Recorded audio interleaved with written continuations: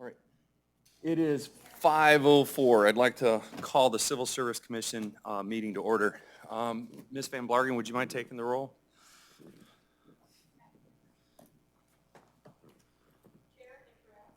Present.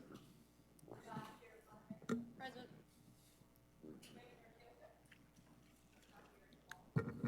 Commissioner McLaughlin?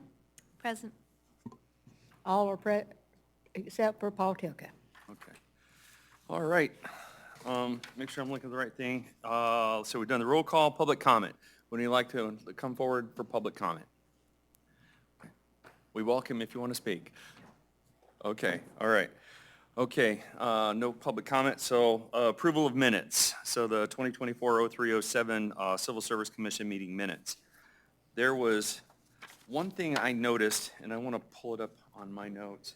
Okay? When on page, it looks like page 9 for the square, for the minutes that we were given. Down at the bottom, B, revisit question regarding permanent additional duties, page VCB, all right? What's that supposed to be? It's, well, that's correct. It's on page XI-9 or something like that. I could be wrong about that. I'll have to look it up. But I think, I don't remember if it was you or if it was Attorney Eschenfelder that was supposed to comment on that. Do you recall? What was the question on that? I'll tell It you. was revisit question regarding permanent additional duties, page Yes. 5, Yes. Roman numeral V, dot C as in Charlie, dot B as in Bravo. Yes, that, the attorney was going to go over that Okay. today. Good. So with that, Ms. Meyer, I got to ask. Yes. Unfortunately, he did not give me that information, so Rob will address that when he comes back. Thank you. Thank Do you. it next And time. there's one other thing that I wanted to bring up. When, this says it stops there, if I look at it correctly, and then it moves on and it talks about the items we discussed, the things we got to continue forward with in other meetings. As I looked at the video, we went to page X12-1. So we went through page XI-10, which would be name clearing hearings. We discussed a little bit about name clearing hearings on XI-10 and agreed that we would come back to employee complaint procedures. And I don't see that listed. I don't know if that needs to be edited in there. Apologize, that's my fault, because I didn't Okay. do those. Not a problem. All But right. I am accountable for it, so I apologize for that, and we'll If you- get that fixed. We can bring that back if you want us to. No, it's, if we just edit the minutes, that would, I'm fine with it. Because that, realistically, that's exactly what we addressed. We said we cover that, and we said we cover the next thing both. Yes, yes. So those, which I got to go back over to her. Okay. I am more than happy to send out a new set if you want me to.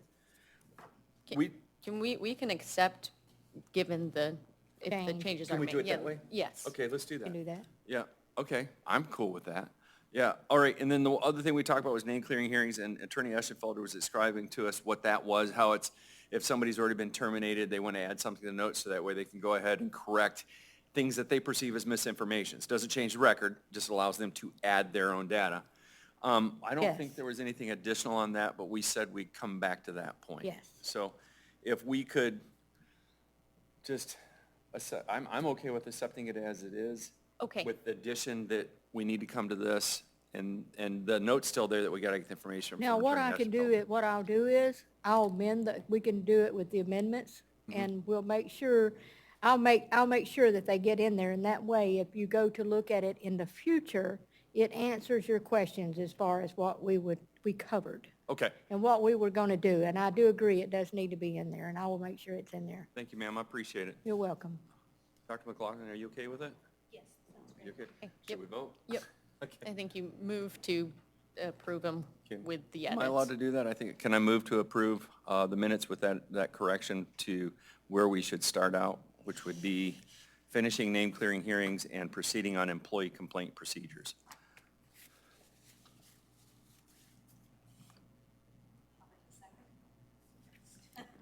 Oh. One day I'll get the process down. Yeah. I don't know, as chair, am I actually, by Robert's rules, am I allowed to? Oh, you tell me, I have no idea. Yeah, I don't think you're allowed to as chair. Okay. Is that correct? I was writing, sorry. No, you can't move. Okay. I was Then writing. They have to move in second, and you get to vote. That's what I thought. Okay, then I move to approve the minutes with the edit suggested. Perfect. Okay. Okay, Thank you. and I'll Appreciate call the correction. roll. That's Vice Chair Ponte, Yes. Commissioner McLaughlin, Approve. and Chair Cantrell. Approved. The motion carried 3-0. All right, Ms. Powers, we are up to the wonderful Ms. Powers. Do you mind providing us with the HR report for today? Sure. We are dwindling down open positions. So currently I have a recreation leader 1 part-time, a recreation leader seasonal for summer camp, and I also have a park and enforcement, but I believe this morning we've chosen someone, so that's going to be taken off the list, thank goodness. We have hired a public works technician. He did start already. There are some projects that we're working on, PTO donation. I'm still working with the HR consortium. I think a lot of us are actually doing that all at once, so we're kind of working together on that one. We're obviously going through the comp and classification study, and there are some trainings that we're looking into doing. I am going to the HR Florida Conference and Expo hosted by the HR Florida State Council and SHRM. I'm also looking into ICMA trainings for our supervisors, like we talked about, for FMLA training and stuff like that, that they can just be aware of. And I'd like to make those annual as well. Let's see. And then I've got a lot of open items as well that we keep discussing. So every time that we've got something, I'll just add it to the list so that I can remember to do it. That's excellent. Great summary. Thank you. Good job. Okay, cool. So when I look at this, open items, exit survey, employee satisfaction survey, training, those things are the ones you're doing, right? Out of my own curiosity, I don't know if this is the right place for it, but I want to ask it. We talked quite a few times now about the travel policy because the per diem rate's low Yes. with respect to what it really costs to travel. And you guys agreed that you'd use the GIS for that? I just have to redo the travel policy to include that so that we can put that in place. That's all that has to happen, Yep. right? So we don't need to do anything else. That's. No. Okay, got it. All right, thank you. Okay, and then we're moving on to, are you guys okay to move on? I am. You okay to move on? Okay, we're moving on to request for proposal 2401, HR classification and compensation plan study. In the last meeting, Mr. Gomez, please correct me if I'm wrong on this. We talked about a proposal for AutoSolve, Cody and Associates, Gearing, Pontiflex, there was Evergreen, and one other which I got in my notes somewhere. Mr. Gomez talked about 3 of them. I talked about 2 that were in addition to his.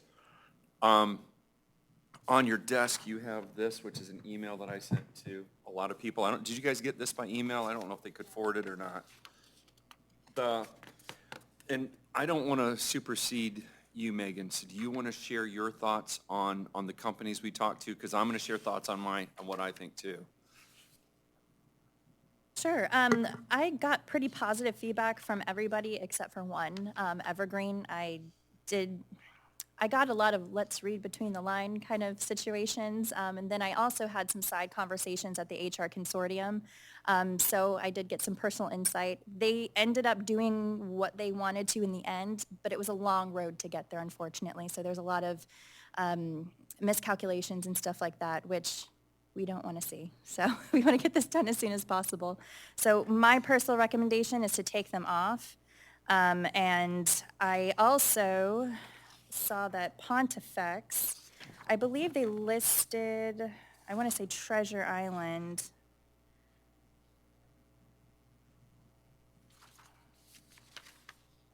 I have the same issue you have. Yeah. Same issue with Evergreen too.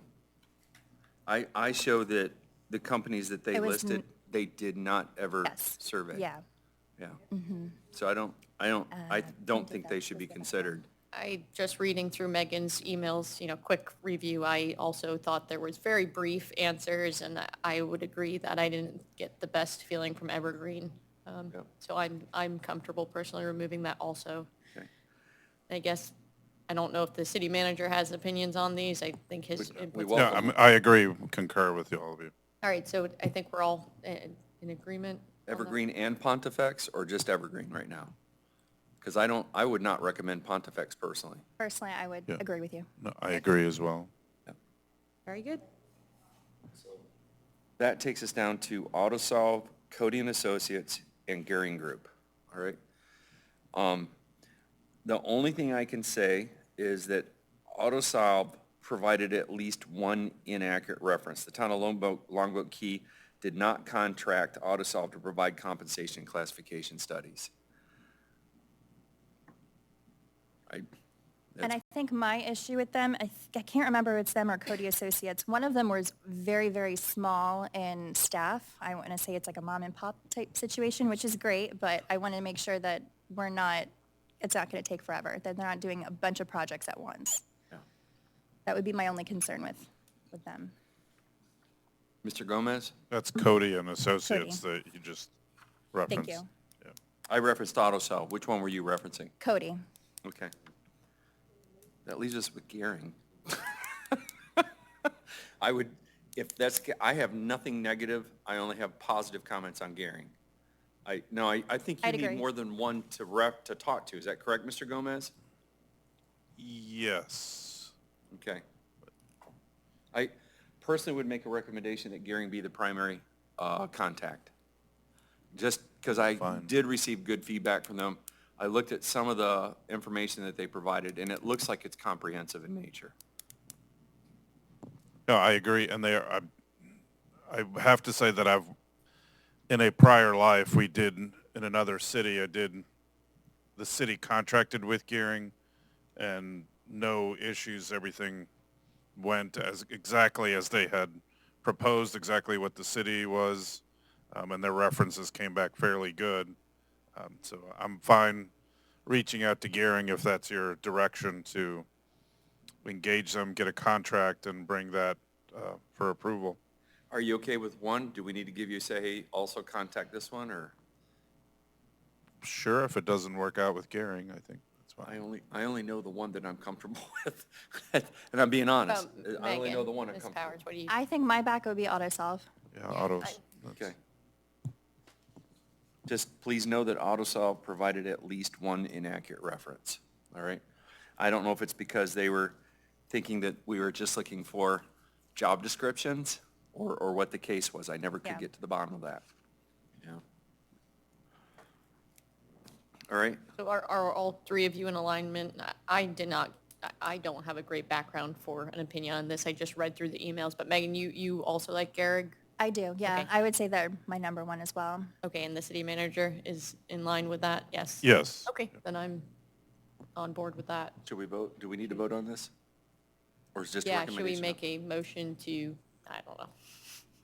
Wouldn't hurt. Yeah. What do you guys have to motion?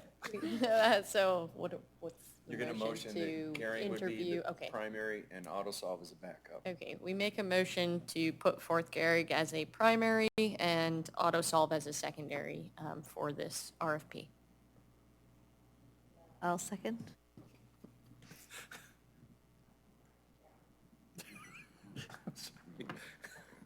I think I could hand you the gavel, and then I'm allowed to vote, is that right? I could, If you hand the gavel, then if there's any, conversation, you stay not in charge yeah, until it's over, then you vote, and then you can get the gavel back. That's Which how you- they're getting it, they're doing good. okay, all right.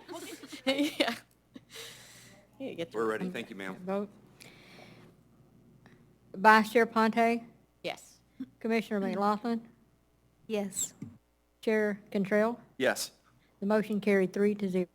Good. Okay. Woo-hoo. Let's move on to the draft employee policy updated through January 2024. We ended on page XII-1, which is Section 12, Employee Complaint Procedures. XII-1. XII, so it's Roman number 12-1. 12, There we go. 1. No, here, it's this one. Perfect, thank you. Okay, did you find it? Okay. Oh, you've got it written down. Oh. Okay. You do too. What page do you say? It is the employee complaint procedure definition. Right here. Terms. Go one back. it's this page. It's that page. Okay, so this is 4-9.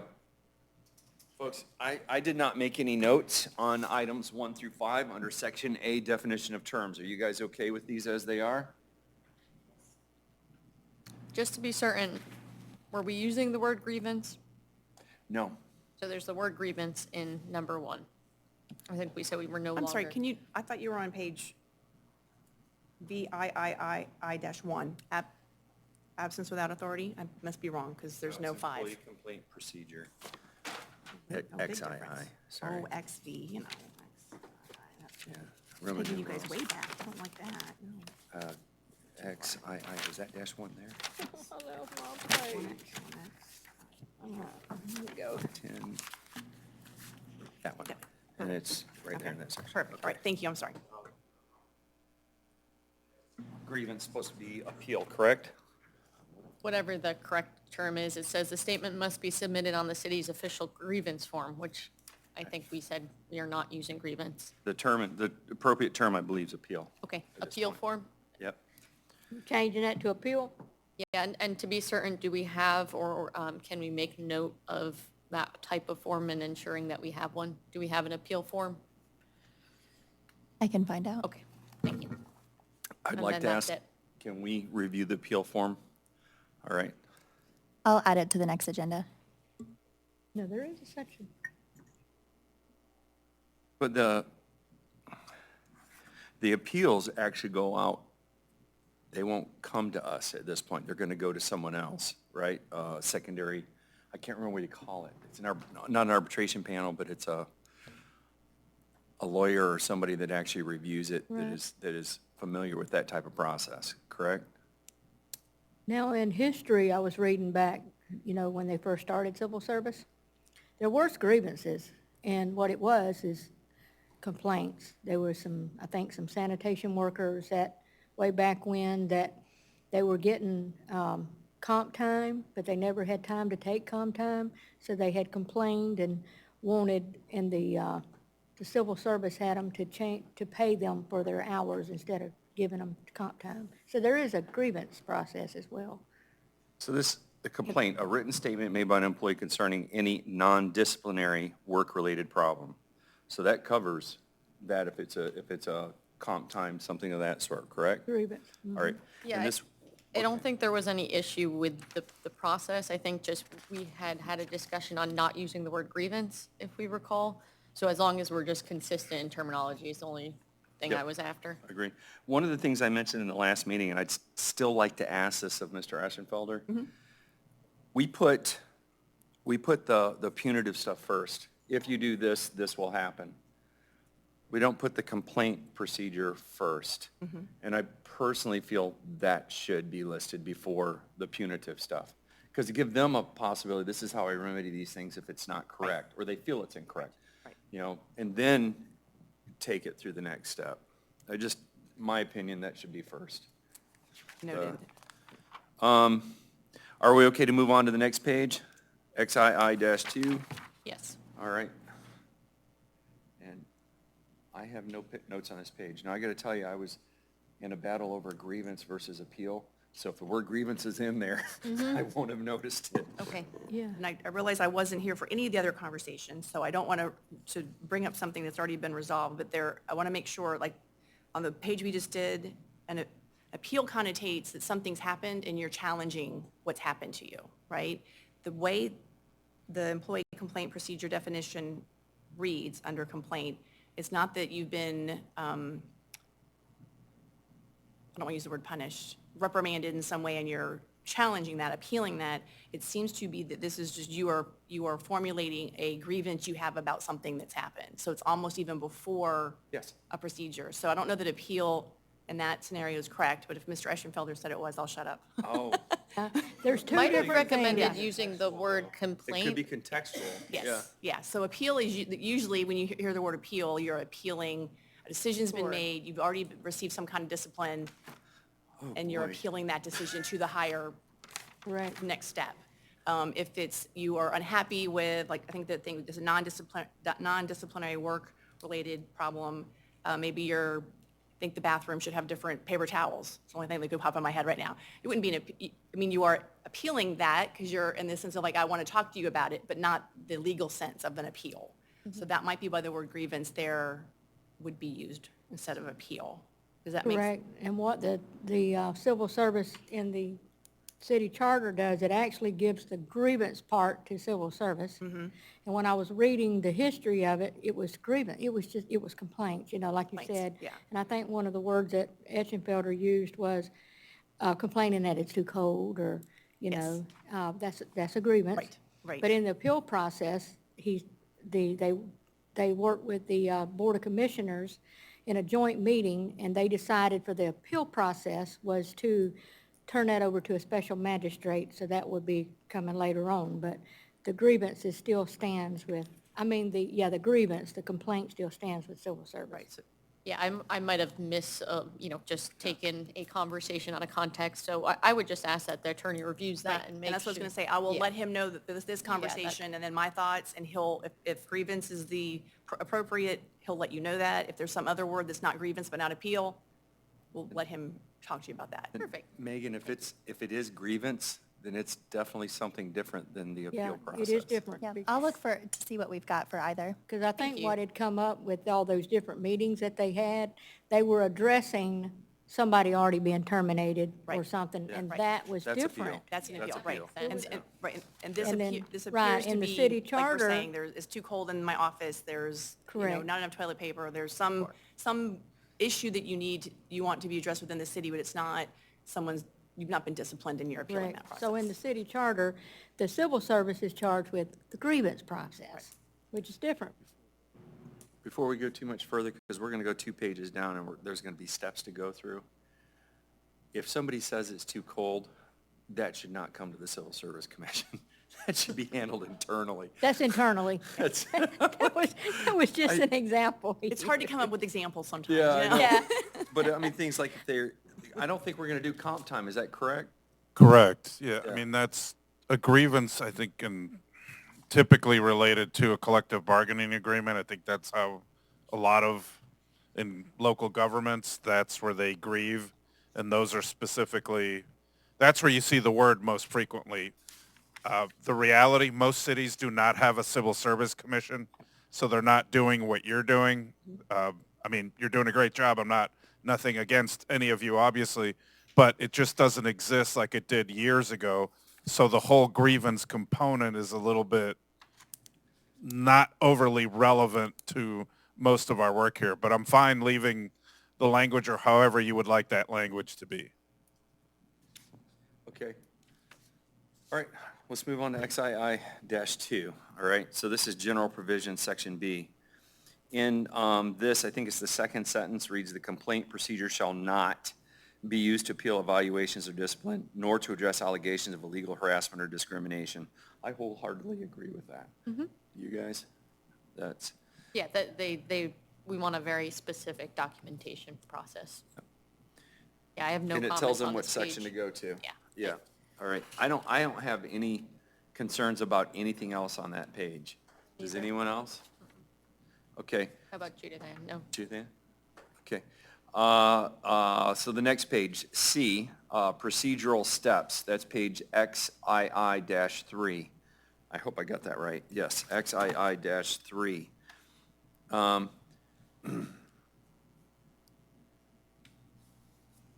One thing I noticed is not here, the following steps are available for employees for orderly and expeditious processing of non-disciplinary work-related problems or complaints. What I'd like to add into this personally, if the complaint involves any person within the listed process, that process may be skipped and escalated to the next step in the listed process, That makes sense. The person involved should not be involved in the process. in the process. I agree with Yeah. that. If that's not covered, that's a good point. Is that okay? Okay. Probably a general prior comment? But yeah, that should be right Yes. at the end of the first sentence, right there. If the complaint involves any person within the listed process, that specific process may, not says it will be, but may be skipped and escalated to the next step in the listed process. I don't think everything needs to skip a person, but if it's a significant grievance that a person has, okay, yeah. Then as we work our way through immediate supervisor, department director, human resources, city manager, so these are the way that the complaint process should go, which sounds like a normal thing that every human would understand. Yeah. When I look at these, when I add the days up, just being realistic, if I start with my immediate supervisor, I give them 10 calendar days. Step 2,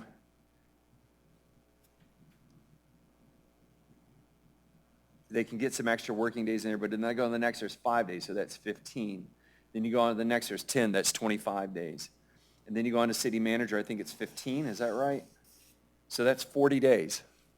That's over a month to resolve a problem. And it just, to me, that doesn't sound like it's realistic or expeditious of handling an issue. Especially if you have a city like this where you should be able to talk to your immediate supervisor right away. They shouldn't need, I mean, sometimes they're gonna have to ask for advice. There's no doubt about it. But they shouldn't need more than 5 days. I think this is a formal thing. I'm actually okay with it. If you could get a complaint answered in 45 days, I mean, I've had stuff at work it's that okay? takes years and we still haven't resolved it. So, you know, if. Tell me, because if you guys think it's okay, I won't I- say anything more about it. I mean, you know, you're getting into the kind of culture management thing again in my mind. It's like, of course they can talk to their supervisor. This is formal. It's a process of escalation. right? Yeah, this is kind of worst case scenario in my mind. You know, they have 10 days. I mean, I don't know, work's busy. I'm not How do you sure. feel? I guess, and Megan, I guess they're the ones that have to execute it.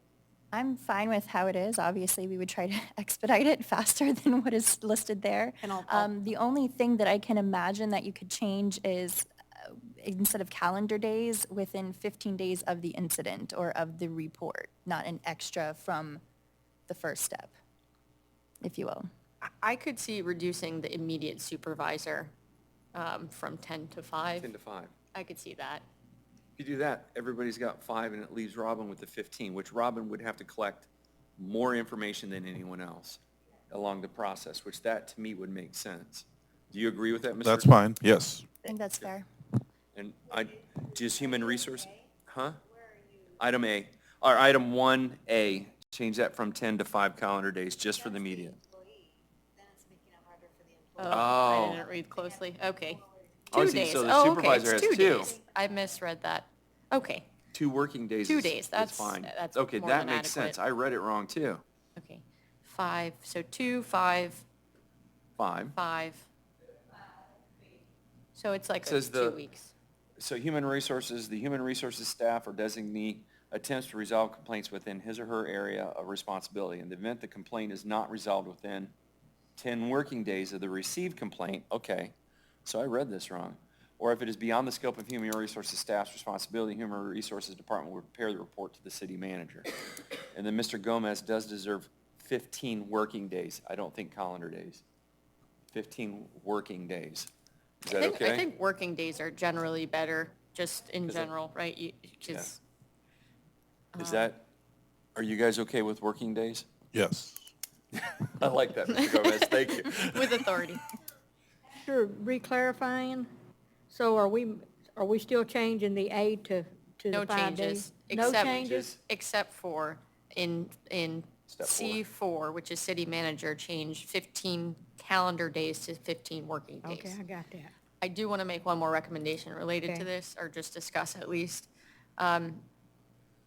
I wrote down that once it gets to human resources, that it may be appropriate to have some kind of interview discussion, because I think what I read before that, it's written form, and we've, in work experience, once it sort of escalates to that, it's almost better to have like, okay, what was your issue? What was that? I'm thinking of more of like personnel type issues. So I guess I asked for opinions if that's something worth. Do we set ourselves up for a problem if we say the person can have an interview and they don't get it? Says it may have an interview? Well, I guess, So May always helps, because it's not mandatory, but then when's the May? Who's deciding who? You liked him, you gave him an interview, you really don't like me, you didn't give me an interview. That can lead to problems. If it's human resources, it would it would have to be human resources that gives the interview, correct? I would have a witness as well. Yeah, I feel like once it gets to step 3, like, why haven't we been able to resolve it? Should we have a conversation with this person at that point? And that's typically what we do. We bring Okay. both personnel in Okay. there if they're agreeable to that, or we Sure. interview them individually.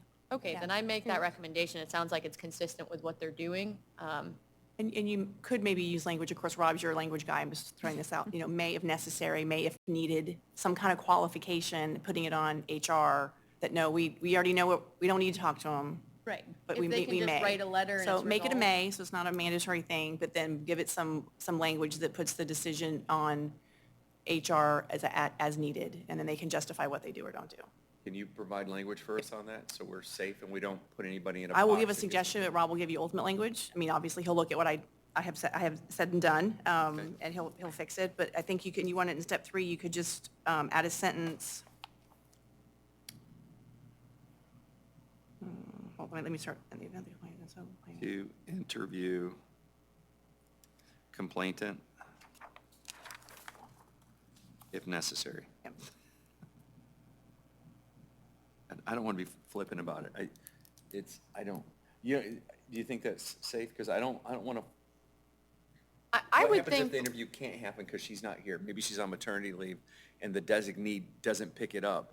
I don't want to put the city in a spot to where we're saying, you got to do it, and then we don't do it. Sure. And but how do we make it to where, I would say let the attorneys try to Yeah. come up with Let- language, and let then us we're going to work with the rediscuss language, everything. but Okay. I think if it's written in a way that the HR may choose to interview those involved or whatever, or, the person involved, if needed for their investigation. Like, put it on HR, that they don't have to. It's really not necessarily giving the individual the rights to have an interview. It's giving HR the right to say, we need to do this to help resolve this issue. It almost in the, Like you said, that you're doing it anyway. Yep. it And kind I- of protects almost even, Yeah. right? Because they could say, why are you doing an interview? Why are you interviewing? Maybe. You'd think if you're complaining, you'd expect to be spoken to, but Yeah. you never know. So I think Yeah. you could word it that way, so there's no mandatory requirement, but obviously we'll look at that and make sure that that's, so we'll add a sentence to 3 and we'll change for step 4, 15 calendar days to 15 working days. and can I ask to, back on step 1, you're giving the employee 10 calendar days to report. Do you want to give them a working days also, so it's consistent everywhere? That's the only place I see calendar days other than the one you just changed. I do. I think that makes sense. I think it's fair to you. Okay. Thank That'll you for work. bringing that up. Agree. So on 1, the word calendar for after 10 will be working.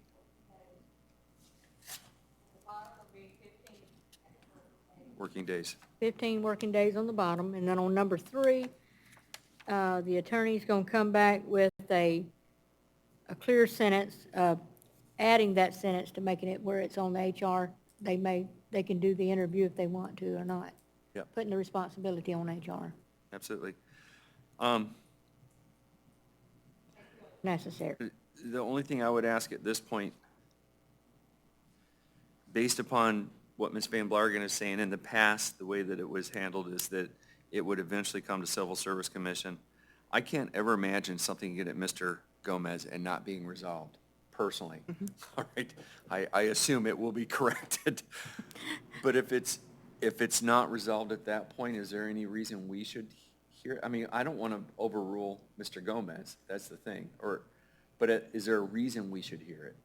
I wrote down maybe we could review quarterly, but I don't know if you want to write that in, just see all the complaints, if our task is to help in functionality just as a sanity check. But honestly, we might want to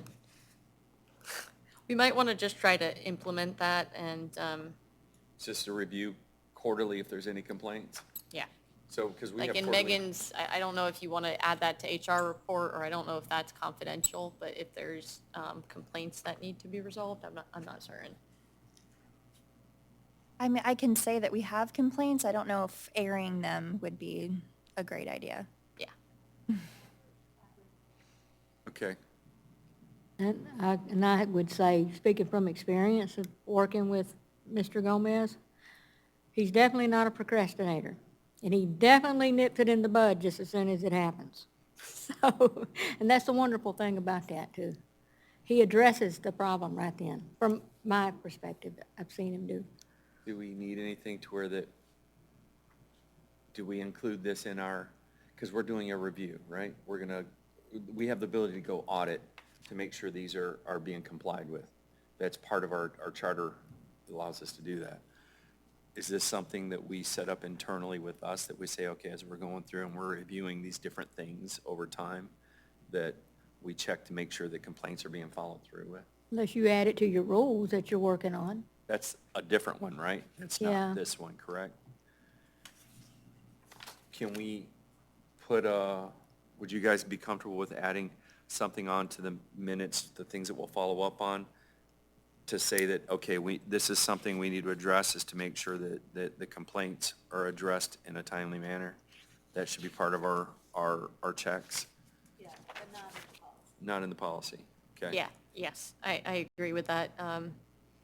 Yeah, I, in the same vein that we, this is a very active civil commission group, I think. We just want to be careful that we don't set something up that in the future would be Yeah. not sustainable. Yeah, So that would be my consideration. okay. I'm good. Are you guys good? And I, Good. I'll add it to the list. Thank you, ma'am. Are we ready to move on to item D, prohibition against retaliation? Yes, I have nothing on there.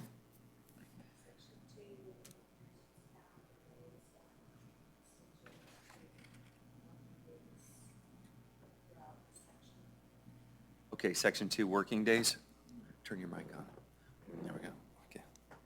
Sorry, I was saying D2 references calendar days, and maybe we should switch over to working days just so this whole complaint procedure is consistent. I agree. I agree. I agree. Okay? Okay. There's one thing in here. Tell me if you think this is correct, all right? Last sentence of 2. After completion of its investigation, the Human Resources Department will submit a report of its investigation to the city manager, who will take appropriate action.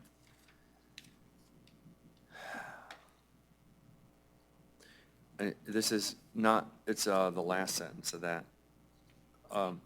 It's the last sentence of number 2. Only because in the past we've had city managers, this is not Mr. Gomez, but we've had city managers who have sat on stuff and prohibited it from moving forward as it needed to.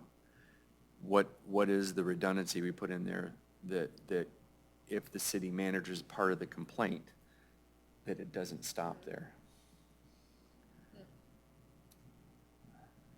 This is not Mr. Gomez. I can't state that enough. It is not Mr. Gomez. Okay? All right. Now, is this the part where, Got a T-shirt that says it. That's what we need. This is not Mr. Gomez. Get one for Mr. Gomez that says, this is Mr. Gomez. I get the question now.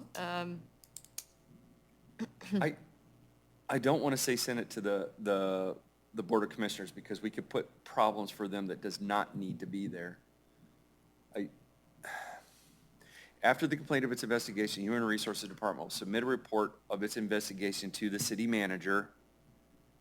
Can we put a question mark on that and just revisit at the end once we, for me, it's sort of here's the policy, and then what you seem to ask throughout is how do we make sure that we're having the right level of checks, or, Yeah. how do we make sure that we're looking at the right things, making sure those are happening as a commission? And I honestly don't know that answer on the granularity we're at right now. So return to this? That would be my recommendation. I'm wondering if this is, if it involved the city manager, isn't this where maybe the whistleblower You think that would be policy the would case? kick in? I mean, that's what, I don't know if a change in, If that's the case, then this doesn't matter, because whistleblower is a totally different thing. that's correct, and we just did an ordinance. Board of Commissioners Yeah. recently adopted an ordinance that pulls that completely away from civil service, so that's. So you could make reference to that in here. Yeah. How? What would be appropriate way to? without, because I don't want to make this crazy for, you know.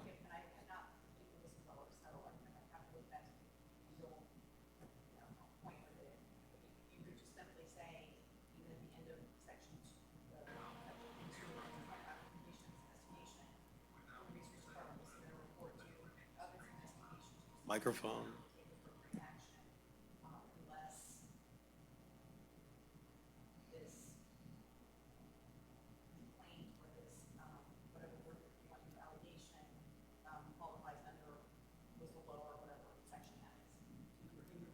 So you'd say, this is the process, what we have in number 2, unless what's being alleged puts that person within that whistleblower category. Okay. I would be fine with that. Are you guys? Because I think that will prevent us from causing problems. I don't want to cause problems for Board of Commissioners, and I don't think it necessarily should come back to us because that causes other problems too. So if it's not being addressed by the city manager, that does make sense that it would be a, Then, yeah, then basically, I guess what I'm suggesting is that someone could then come forward to let the Board of Commissioners know of some egregious issue related to the city manager that wouldn't be, Well, I that can takes tell care you, of. I'd go right to the city attorney. That would be my first, and then go to Rob, our labor attorney. Got to it. Yeah, and then go from there. But that addresses if something happens like has happened in the Right. past. Right. That- And a sentence at the end of number 2, I think we're- unless it puts it in the category of, I think we're going to ask Mr. Eschenfelder to provide the proper wording, so we're doing it correctly, to where that it says if it's this case, then it's a whistleblower issue, and we address it under that section of the policy and procedure.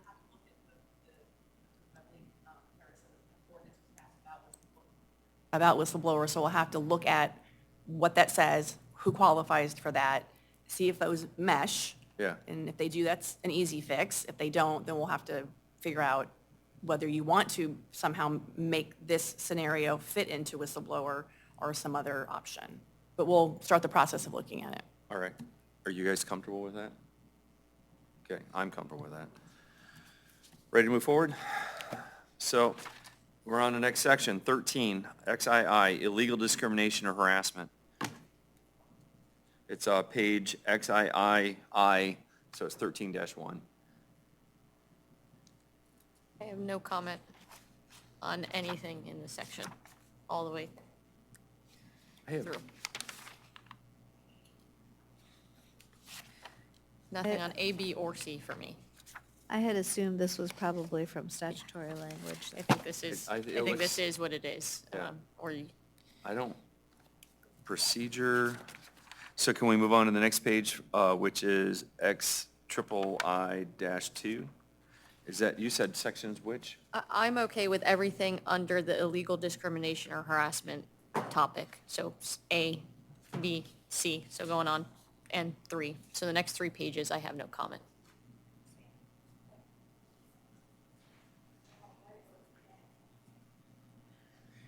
There's some things that I made note of, but if that whistleblower thing is addressed, that addresses every single thing. Okay. So I'm cool. So we're moving on to, is it labor relations? Yep. I have- Labor management relations, which is page XIV-1. I have no comments. No comments. Dr. McLaughlin? No comments, okay. XV 15, Employee Recognition Program. Mr. Gomez, because realistically, I think you're probably the one that's going to be over the Employee Recognition Program. Is there anything you want to add to that? No, I think seems reasonable. Okay. I have no comments. No comment. Megan? I got nothing. Okay. Are you good? Everybody's good? Let's go on to the next one. XVI, Employee Performance Evaluation System. This is on page XVI-1. No comment.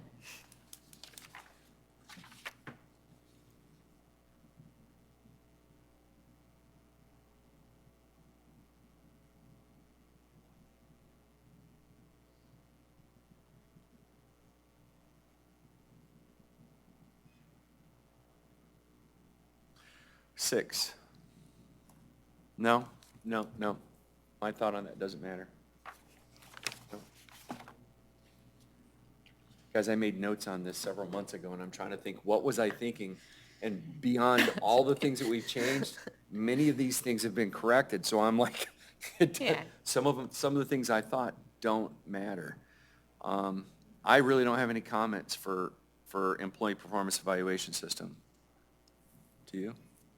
And you? Nope. Okay. Just wondering who's using profane language in there. Oh darn. There we go. Okay, I can tell you don't want to come to my classroom.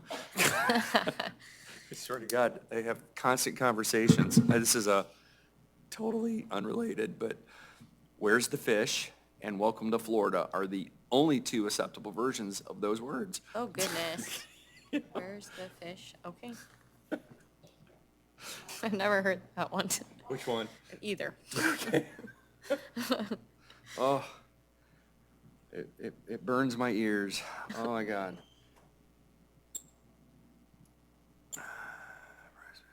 Service paid or unpaid, must.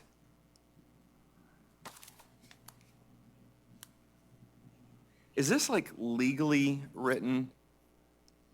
When I look at this, because there's some wording in here that makes me wonder, is this following some type of code? Are you on the outside employment? Outside employment, I'm sorry. Enterprise business. Did I say we're moving on to that? Yeah, outside employment. Yeah. Business, which is XVII on page XVII-1.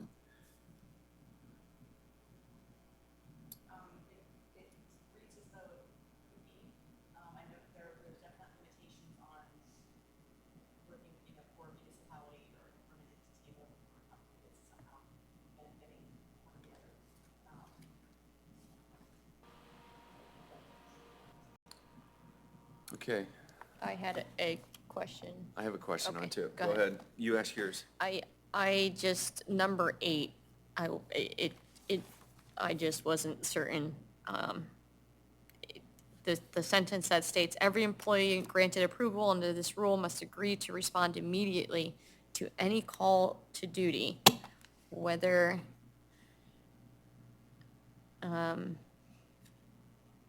it just seemed, like, do they have to have agreed to be on call for that? It seemed like it was almost like an overreach on what To me, I we're- think that's emergencies like hurricane situations. We need to be your number one priority. Okay, Yeah. I'm going to assume the city addresses that with their employees. I used to work for Pinellas County. Yeah. And we knew when we started, as a lawyer even, when I started, if there's an emergency and they call you, you will be there, wherever they need you. And it wasn't necessarily being a lawyer, it was Right. whatever was needed. So you knew that coming in. So I think that is probably what that's addressing. And it was also known, and if you don't show up, you're done. You're going to be fired. is that for all positions, though? All positions, and All- we do have a form that they Okay, sign of okay. whether they have it or not once they get hired. Okay, that helps, thank you. It does sound pretty mean and nasty, doesn't it, without the context of. It's also not some, Yeah. For me, And- not and you could- working emergencies This and stuff, doesn't- it's unusual for me. This doesn't prohibit a person from getting secondary employment, though, correct? No, that particular provision is just saying if you have a secondary job and the city calls you and says, there's Up an first. emergency, you got to be there. I'm assuming it doesn't apply in non-emergency situations, but I could be wrong. There's an emergency and you're like, well, if I'm working at the movie theater and they haven't closed yet, too bad. You need to get to the city or your job at the city is going to be in jeopardy. Yeah. And on that right there, I would say, city manager is real good about every time we think we're gonna have an emergency, which it does come an emergency, like these storms and stuff, he's real good about letting everybody know what the protocol is and who's on standby and who's on call, and he corresponds with us the whole time the storm's going on and giving us constant updates, so it's not like a surprise that somebody would be called in to work, because they know ahead of time. Okay. Are we okay to move on to Section 18, political activity? I had a question You have a about question? the outside employment and conflict of interest. Just, is there any kind of the training that they need to go through about conflict of interest and/or any kind of regular like every year I've got to go through this whole thing and answer all these questions. I believe that's covered under the ethics training, but there's no specific training for conflict of interest. So do they just get told about this conflict of interest once and then, Yes.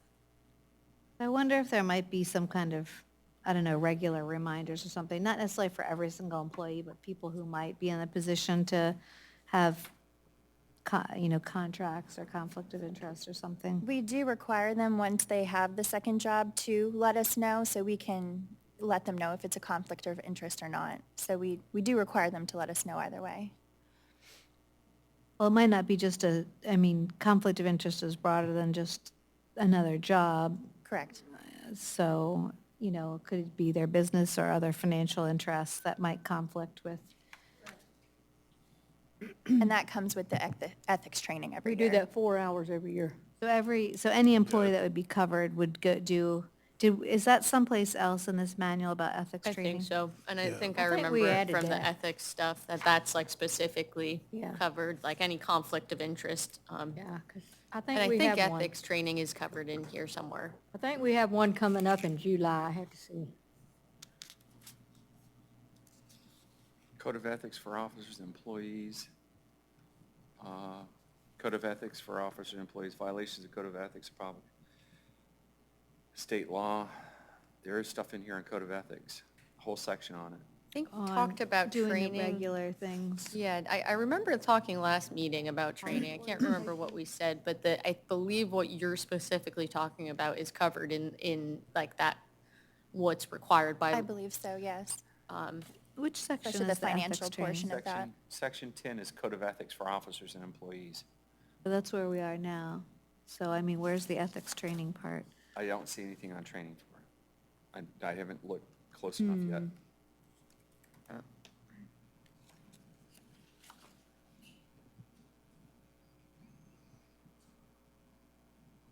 There's training on determining who has to do drug testing.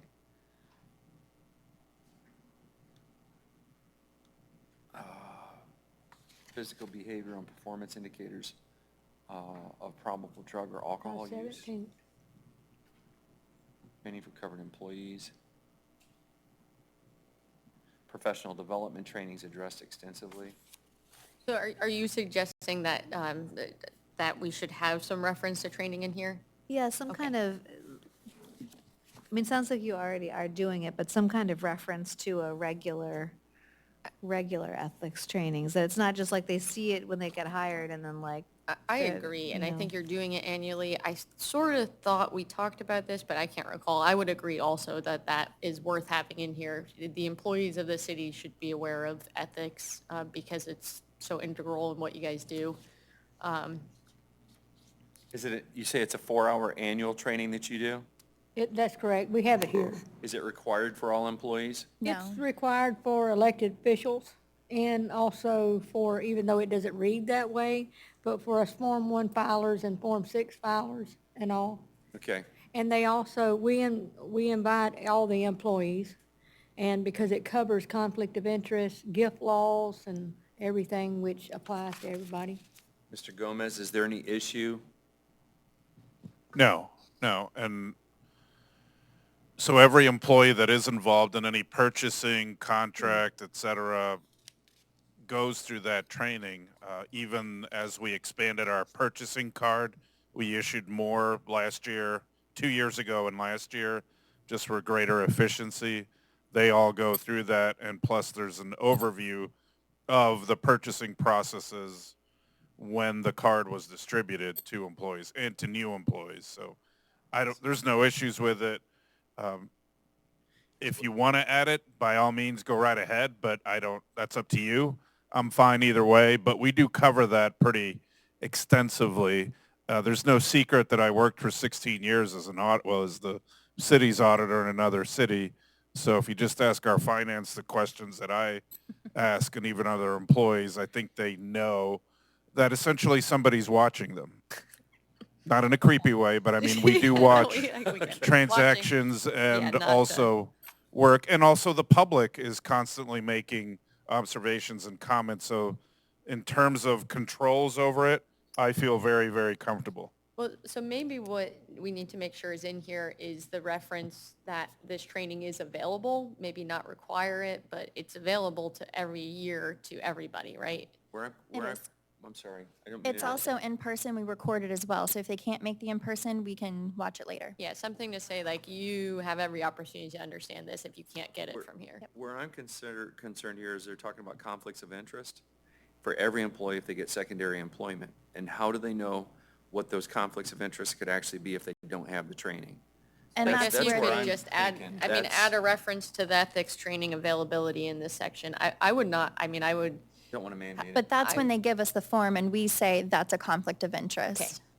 So they And it's they their help. responsibility to let us know, and if they don't, we can say, hey, you didn't let us know, you don't have authorization to have another job. Does this address your question? Well, I guess, like, I'm thinking of number 12. So, which was one of my concerns. So how are we making sure, like, are they filling out forms that show like what their financial interests are so that how are we implementing number 12, I guess is my question, to make sure that people are using their, I sort of think it's like a statement of awareness. Yeah. If people find out you're in trouble, I think when you're a elected official, you have to submit your financial statements. Yes, but employees do Right. not. So our, so like certain, not, again, not every employee, but an employee who's involved in contracts and, And they would be you know, when they subject to have the training. investments or Yeah, whatever. so they'd be, and so there's, I guess, two different things. I'm trying to remember what's on the form. I don't know how deep it goes. Form I'm 6, going to of course, we provide it know. for the next meeting Yeah. either way. yeah, And there's also, I kind of went back to section 10, which is Code of Ethics for Officers and Employees, which kind of gives the overview of all the requirements. And there's even a section, let me find it again, section C of that, of 1C, actually at the end, says approval of secondary employment shall be obtained as provided for in section 27 of this policy, which is where we are now. So it kind of takes us back and forth. So if you do want to make some comment about training, it may be better suited in section 10, where you're talking about ethics for officers and employees. I recommend that we add some reference to the training and its availability, so it's right here, no question. And then you could add a reference to number 12 stating that more information regarding ethics and available training is in section 10. Saying I think they should have it. I think it should be mandatory. Yeah, I mean, part of it is training and part of it is, I guess, the implementation and monitoring of it. Like, so every year I fill out a form and I have to go through every single thing every year and declare, which not only reminds me of all the rules, but also if I have something to declare, there's like a place to declare it, not like it's in a policy in a drawer and maybe I have a conflict of interest that I'm not reporting, or maybe you know what I'm saying? Like, Yeah, that's more clear. I don't Keep know going. how, like, Yeah. unless there's some kind of training or some kind of like regular process of collecting data, again, not from everyone, but those who would be in a position to potentially act inappropriately or for personal gain and not on behalf of the city. You know what I'm saying? I do. There's some more robust, like, for specifically number 12, financial gain, some reminder annually that really has you, Yeah, like that key gives you a positions. chance to report things, you know? So like even if I do a speaking engagement or something, if I get a small stipend to cover travel, like I've got to, there's like a whole form for the state of Florida for me Yeah, we're to say I'm gonna prohibited get from accepting $100. those.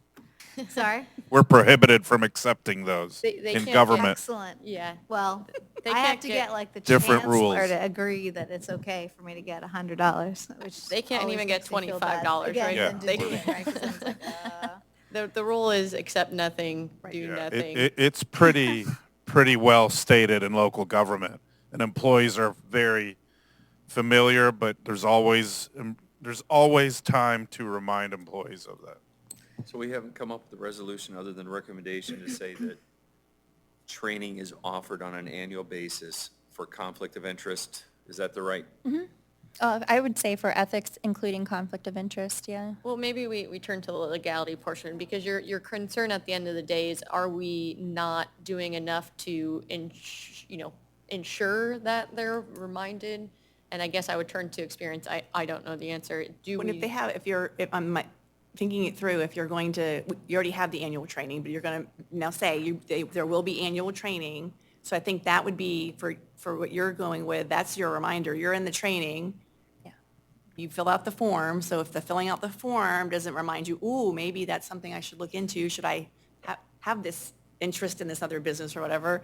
The training might be that yearly reminder. Some of it's going to have to be on the person, right? I mean, we can't police everybody all the time. So the training, I think, is the best way to police it, because you're reminding them once a year. Most of these all these individuals are filling out the Form 1 anyway. They should be. That should be reminding them. If they're choosing after both of those to still keep something secret, there's nothing you can do, right? They've been reminded. So I think just making sure that they know there's going to be the training. So they fill out that form every year, you're saying? Yeah, All the anyone that employees? has the purchasing power would have to. Their Form 1, I believe I believe so. so. But We they can- only do the second employment once. I can actually do that in Paycom, where they have to do it on an annual basis, if that's the way we want to go. I would agree with that.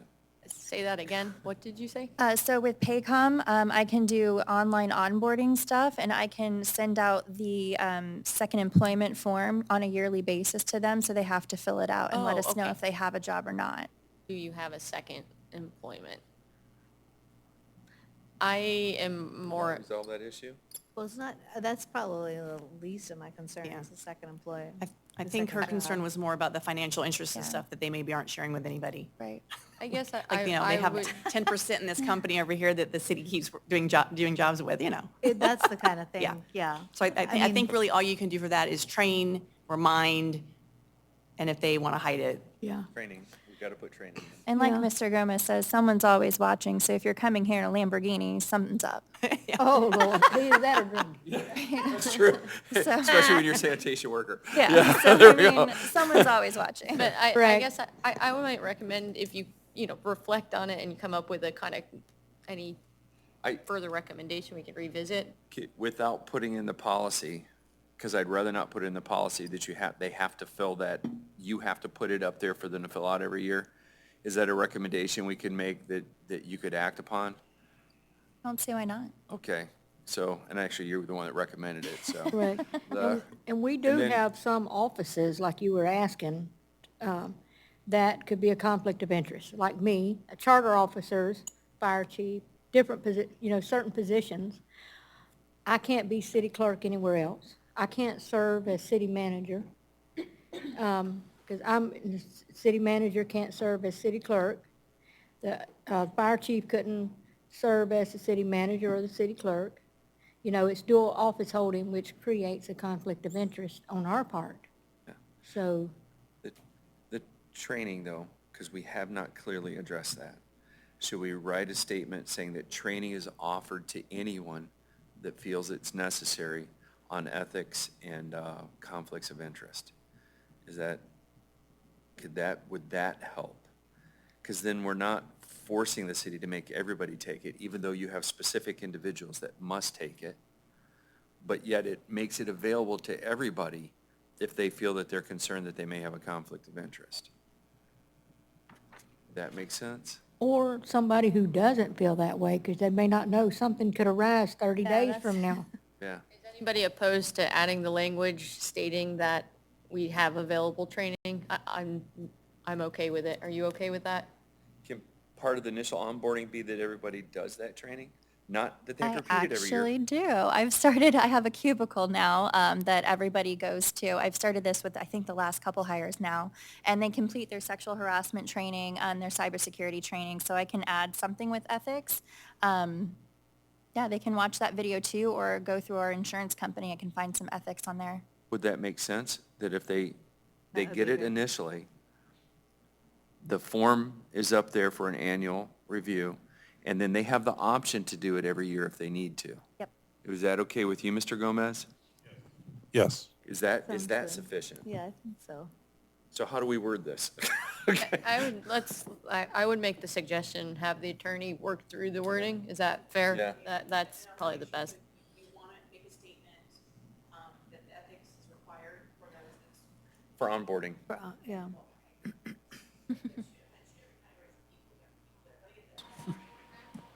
Going to get the ethics training every year anyway. Do you want to make any statement about those folks in here, kind of saying, if you're required to have it, it's going to be provided every year. Those that aren't required to take it, it's still available for you. So it's kind of, it addresses everybody, that should if be that there. makes sense? Yes. I think Okay. that should I be there. think that Okay. should be in 10 Yep. as, Yeah. in And then- section 10. And Then then section 10, okay. one other item that I don't know is clearly addressed there. Every employee, as part of their initial onboarding, is required to do ethics and conflict of interest training. Just at least that one time, because it puts it in their mind, there's an issue here. And then they have the option to take it any other time they need to on an annual basis. Does that, It does. One other thing that I would like to add is some departments do require annual training per department. Is there like a blanket statement that we should put in there that says other trainings might be required probably not in this section? and just not list it? So it's there if we need to go back on it. And it would be ethics training specific to whatever that department is dealing with? No, like for example, recreation, they have to do blood pathogens. Okay, so it's just different kinds of training, Yes, all right? yeah. I don't think, because section 10 is specific to ethics for officers and employees, and then section 17 that we're on is outside employment, enterprise, and business, so I don't know that that would fit. That, there may be some other section that you're letting them know, if your department requires training, you have to do it. Yeah. No matter what it is. So we have to see what section that would best fit in. There is professional development. I don't know if a part of professional development would just be helping people do their current job better, which could include those sort of trainings. That's section, There's also a section, 21. there's also a section where we talked about, and we were going to review the policies that are created separate from this by the departments. That's probably the spot where the training should be placed. There may be additional trainings required for, Yeah. is that, do you guys remember that? We actually talked about, outside of this policy, there may be policies that are addressed by the department that govern things that they have to do. Yes. But yet, a employee can be terminated if they don't follow them, so we Yes. need to look at those. Yeah. You know, that's probably the place to put, on every one of those needs to state that, hey, there are additional trainings if it's there. Does that make sense? How do we? I sort of think we talked about some of this, is what I'm recalling. I did. remember That's having kind of this back training Talked about this. conversation. We So, did, but we yes. didn't address the training thing, so I could we? think, yeah, yeah. Could, God, I don't know where to go to even, okay, I'm gonna, I would just leave it, honestly. I would recommend that the training, and then we get it back on the second swoop. I would recommend against going into other sections. Is that fair? Yeah. And we continue on, because, Training. I think we recommend training. We need to get the language down, and then I would recommend we continue on to get through this packet. We're almost there. So I think let's resolve to summarize that we need to adequately address the language of training. Is there anything else in there, for onboarding, for general training? Is there anything else that we need to note and do as a summation of our? Putting it in the correct, yeah. I just made a note on mine, so when we come back through, I've got it. And if- Yes. And if we haven't addressed it, that's an Perfect. easy fix. Is that okay, guys? Yep. Sounds good. All right. So we're okay. We're asking the attorneys to come up with the wording that's proper for doing this one. All right. Are we okay to move on to the next section, Yes. which is political activity, correct? XVII 18, political activity on page XVII-1.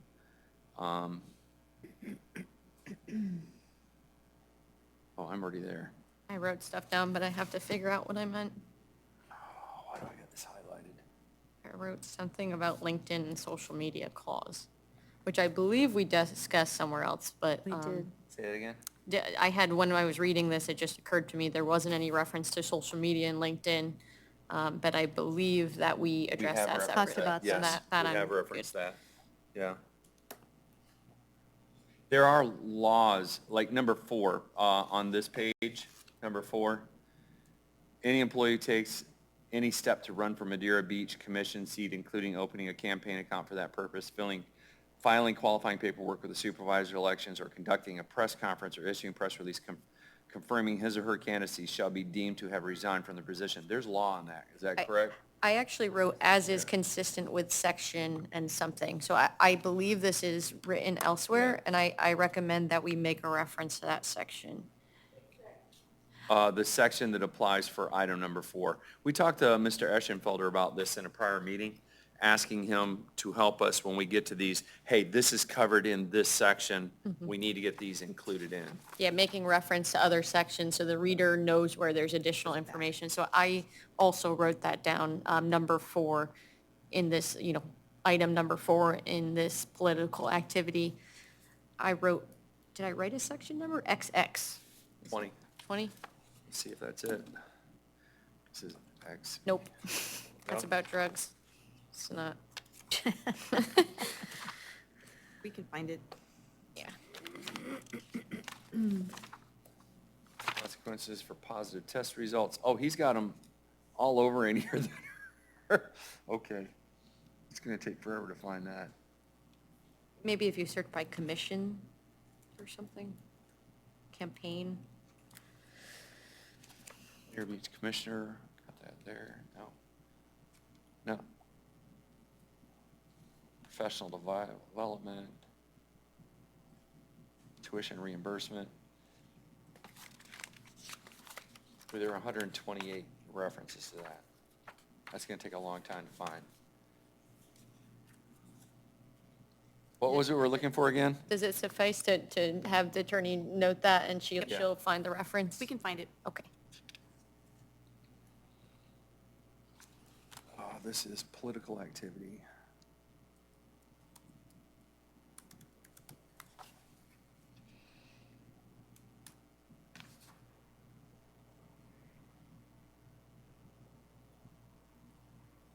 Were you thinking we should cross-reference the social media stuff here as well? Yes. I do, and I also had written reference to XXVH, which is Media Relations Request for Interviews. I'm not certain if that's appropriate, but I thought that at the time I did. Address social media in this section, correct? Yes, I recommend that we reference the social media clause or whatever it is because it's relevant. And then you said another item? Let me review and make sure that that still makes sense. I reference to XXVH, which is Media Relations Request for Interviews. And it states that you have to go through the city manager and attorney.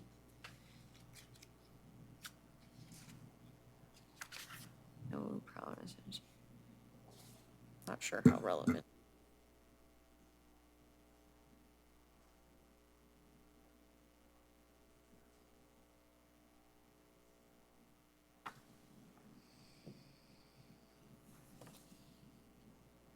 I actually am not sure that that's relevant. I think I misunderstood it. I believe that I understand that now to mean that that's if it's something to do with the city. Yeah, I was going to say, I think I don't think it's the relevant. media relations clause, if it's the individual that is deciding to run, Yes. they're no longer a city employee, so it wouldn't apply to them. Yes. Yeah.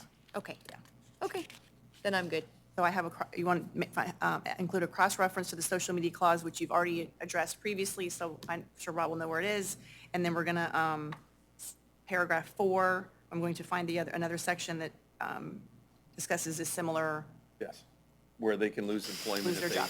they Yep. run for office. got it? Maybe it's in the ethics section, I don't know. Probably is in ethics. Yep. Are we okay to move on to section 19, safety? Yes. Yes. Okay. Section 19, safety, item 2, this is not anything I want to do right now, but because it references the Madeira Beach Safety Manual inside of this, I would like an opportunity just to review it. Not that I'm dying to make changes to it. I just think we need to review it and know what it is. We had to do ours recently. I would not look forward to doing another, but I agree with you. Clara, to the items that we need to review, can we add in there that the Civil Service Commission needs to review the Madeira Beach Safety Manual? And this is regarding section XIX 19, safety. I don't have anything else there. Either. So we're ready to move on to drug-free workplace program, section 20. We're wrapping this up. All right, this is, I think, going to be code, because there's a lot of code. Yeah, it's referenced. This we in the talked code. about a lot. So this Yeah. was, this is, I don't know that you were here for this, but this was, if one thing got accomplished in the last 2 years, this was it. I think in this, and I don't remember if it's in here in this section, one of the things we keep bringing up, this may not be in this is drugs. I'm thinking cigarettes and vapes and stuff like that. That's not this. That is somewhere, because I remember Yeah. talking about that.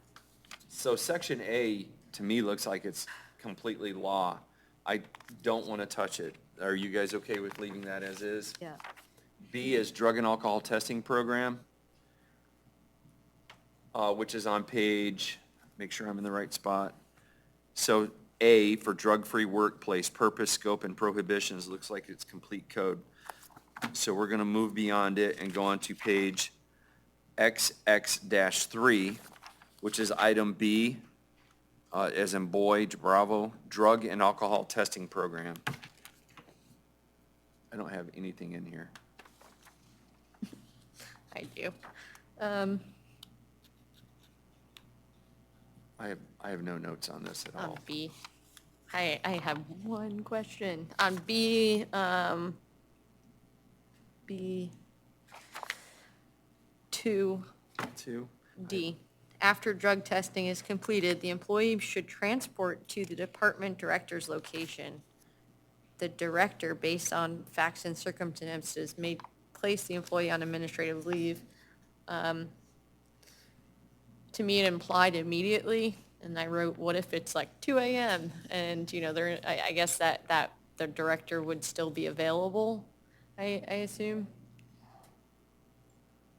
My guess is if it's a situation where the employee's working at 2 AM, say it's like a Emergency, public yeah. record, public works kind of issue where there's some kind of, they have to get out there and do it, there's going to be some kind of supervisor up. Okay. And if they suspect drug or alcohol, they're going to test Yeah. them and they're going to need to address it. Because you don't want, okay, he went for his testing, we have to wait to figure out what's going to happen, but let's put him back to work. If Okay. you really have a concern that he or she You need to shouldn't be go working. home until you That's- find out the results. That's what I figured.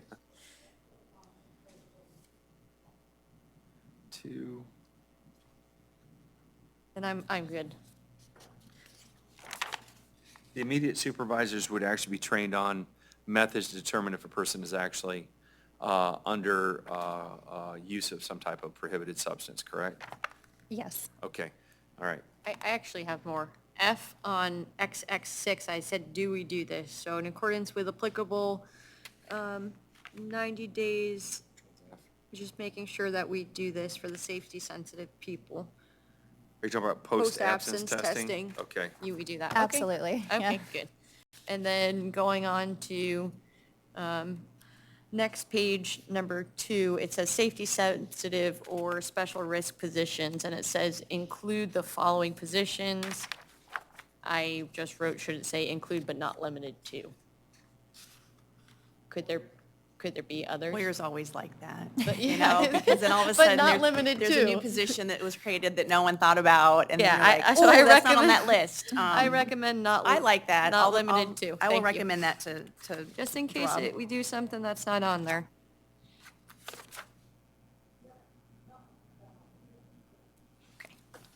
Okay.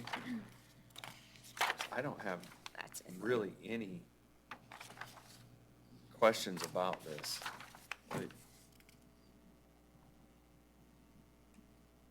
I had another question, so I guess I actually did have questions.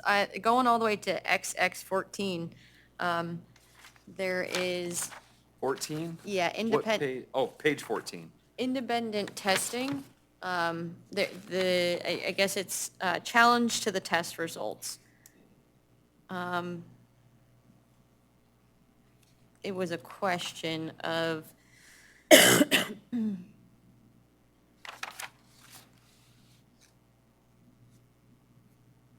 must you tell the employee the result? So if they're challenging the result, I had a question as to, I think it was if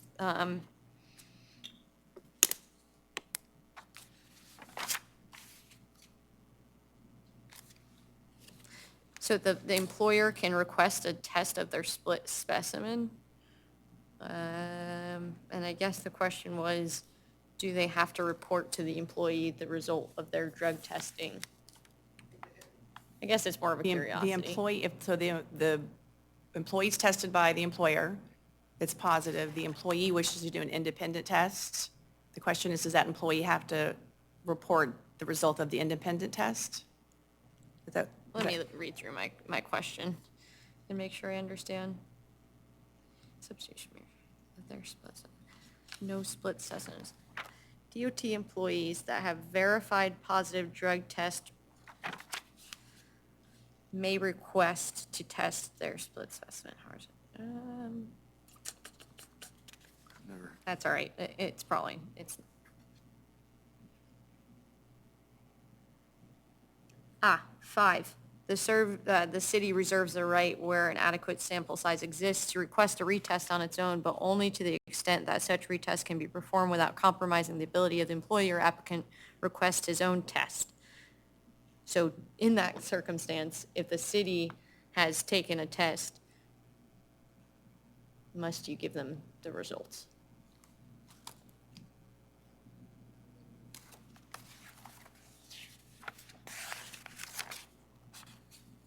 If it comes back positive, why would they ask, I'm, I mean, I Well, guess, so- do you have to give them the results either way? It's their sample? The You're the gonna terminate employer's, them, I yeah, think the you have to employee, give it the to 'em. employer's going to share the results with the employee. That's the question. If the Yes. question is the employee wants to also do a test because they may not agree with it, and then they go, oh, wait, no, I don't want to share that, I don't think there's a requirement that the employee then come back and go, yeah, you're right, look, mine was positive too. I guess the question there is if the city tests, do they have to provide that to the employee? They're going to, if they're going to, Because there's a reason we're testing. yeah, there's a reason. Yeah. Yeah, you're Okay. testing and you need, if they're positive and you're going to have discipline in some form, Okay. you would need to show them. I don't know that, I assume there's a requirement that says you have to show it to them if it's negative also, but I don't know that for a fact. That's okay. I guess you could keep them guessing, haha, we're not going to tell you, to show up for work and let's see. But I would assume the policy is that they let them know either way. Okay, that adequately Yep. addresses my Okay. question. so Thank these you. go through, they're going through a qualified testing facility. It's not like you can go buy a test kit off Right. Walmart. Yep. So, one of the things I just want to get on the record, if it comes back with a false positive, I know that medical facilities actually send them out for more in-depth analysis and do comparisons to known drug samples. So that way they can actually look at the antigens that are specific to those things. So it is possible to get a false positive on a urine test, all right? And then you go and you do another sample, all right, which they take that same sample and dig deeper to verify. So there is going to be cases where it comes back, they say it's positive right now, but it's got to go another step, and this takes several days to get the response back. So that we would not, I'm assuming we would not needlessly let a person go, but we would definitely have to send them home if they got a positive, but it was not a confirmed positive. I don't know that for sure. I would assume so, yes. But I don't. Yes, I and we don't- wouldn't let them back until they're cleared by the doctor or a negative test. Yeah. Yeah. How about if the person was, because I know of an incident years back where a guy that worked in the Public Works Department, I guess something had happened that weekend and he went to the emergency room and they gave him, it was a medical drug, but it was, you had to sign for it, it was like a narcotic. So he was taking this medication and didn't let the employer know, and so when they did the random drug testing, he was found positive of some type of substance abuse. So he had to go to his doctor and get something that come back and, Should be able to do that. Absolutely. Yeah. But the thing is there's certain drugs, if they say don't work, you're supposed to let Yes. your employer know. We would not let them drive. Yeah, they don't read the fine line, I guess. Yeah. Yep. yeah, I mean, there is some responsibility there. Yeah, because I know when I was taking my drugs, I wouldn't want to go to work. God. All right. Are we okay to move? Have we talked about awareness and education program on, this would be XXD, did we do that? Which would be page XX-17, have we made it that far? I don't have anything on that one. I don't either. I had one on the page before that I'm trying to, You had one on the page before? Did I go too far? we're good. I'll see if you guys have any questions on this one. Let me Okay, try we'll to- come back to it. Do you have anything on that one?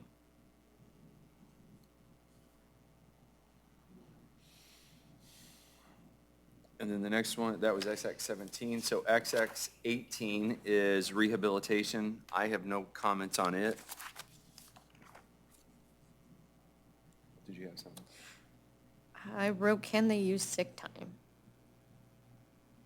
On which one? for rehabilitation? Rehabilitation. City supports.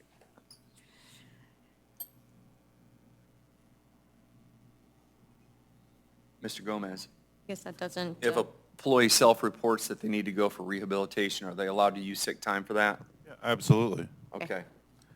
Does that doesn't need to be in writing, correct? That's just a given?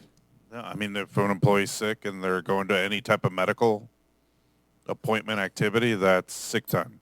Got it. It just needs to be recorded as sick time. Sick time. Do you guys have an employee assistance program? Through our insurance. Your insurance? Okay. The item 3, I'm just looking at it now. Not every employee will know what an EAP is. Could we make sure that we spell out that acronym, please?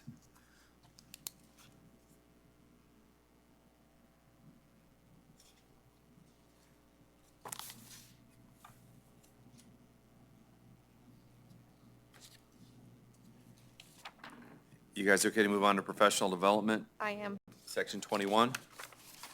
Okay. Looks like Dr. McLaughlin has a question. I'm looking at your page.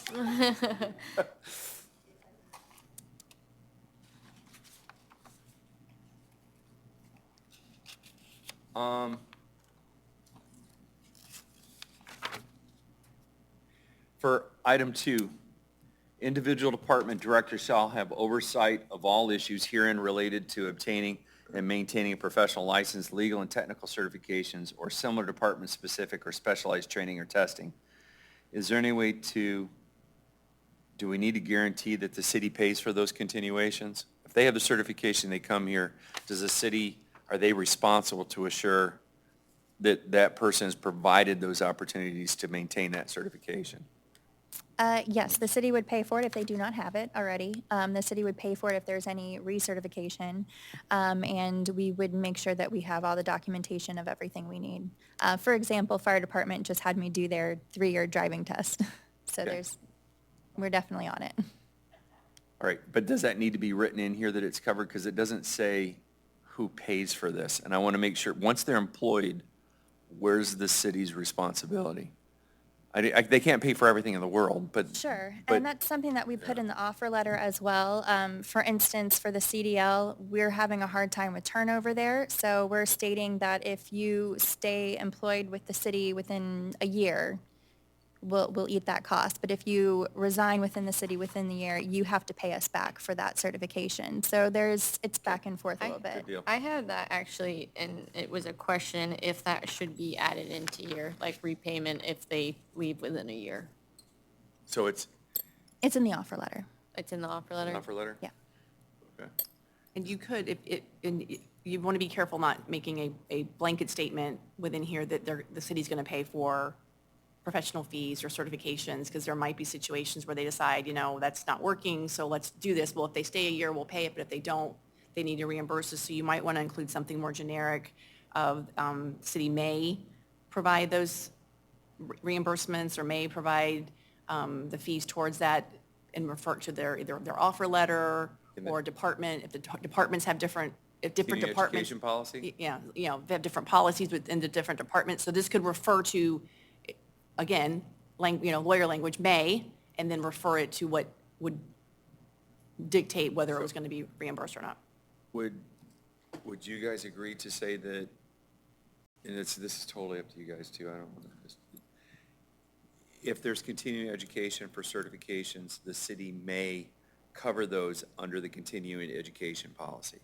So do items 2 and 3 address what you're after? I mean, it says. That's what I don't know. It says HR will serve as a clearinghouse, so they will, I mean, I take it as they are first go. Departments have their own specific needs. And then a record indicating employee has attended training or participation in tuition reimbursement shall be maintained. That sounds like that does cover it. Yeah, I was going to say further down, you have information about non-degree courses that the city assists with, degree courses, tuition reimbursement, and that's kind of specific to schooling, but maybe somewhere within there would be, if there's recertification, Okay, something like that. I got it. That makes sense what you're saying. Yeah, I guys. sort of think it implies, the whole thing saying like, we'll pay for certain things is what I take it as, because the following policies apply to cost related. I mean, if not, then, they're not even, the cost of training not taken as part may be paid for or reimbursed only if tuition, so that does cover, I would think. Okay, I think we But got. do I you think want that covers it. clarification No, I think as- that okay. covers it. I just didn't read it that way. Yeah. I think that covers it. Well, I mean, if it wasn't clear, if it, maybe it's worth just pulling it out. I think it's fine. Leave it that way. What about on the flip side? So I was wondering if we should include sort of a statement that we may require you to repay if you leave the city within a year. If the city's paid for a certification? Yeah. You said that's in the offer letter, but is there value in putting it in the personnel policy so it's uniformly applied to all personnel? Personally, I don't know, just because if we're having a hard time getting certain Okay. people, it Yeah. might deter them saying, well, I'm only looking for a job for 6 months, so I'm just Yeah. going to write it out as much as I can. Yeah. Okay, Okay. that's fine with me.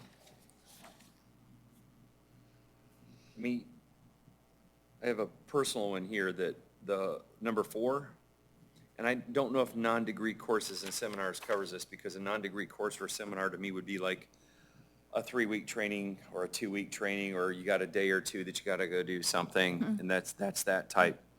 But you go on, that's A, but then you go to B, it talks about degree.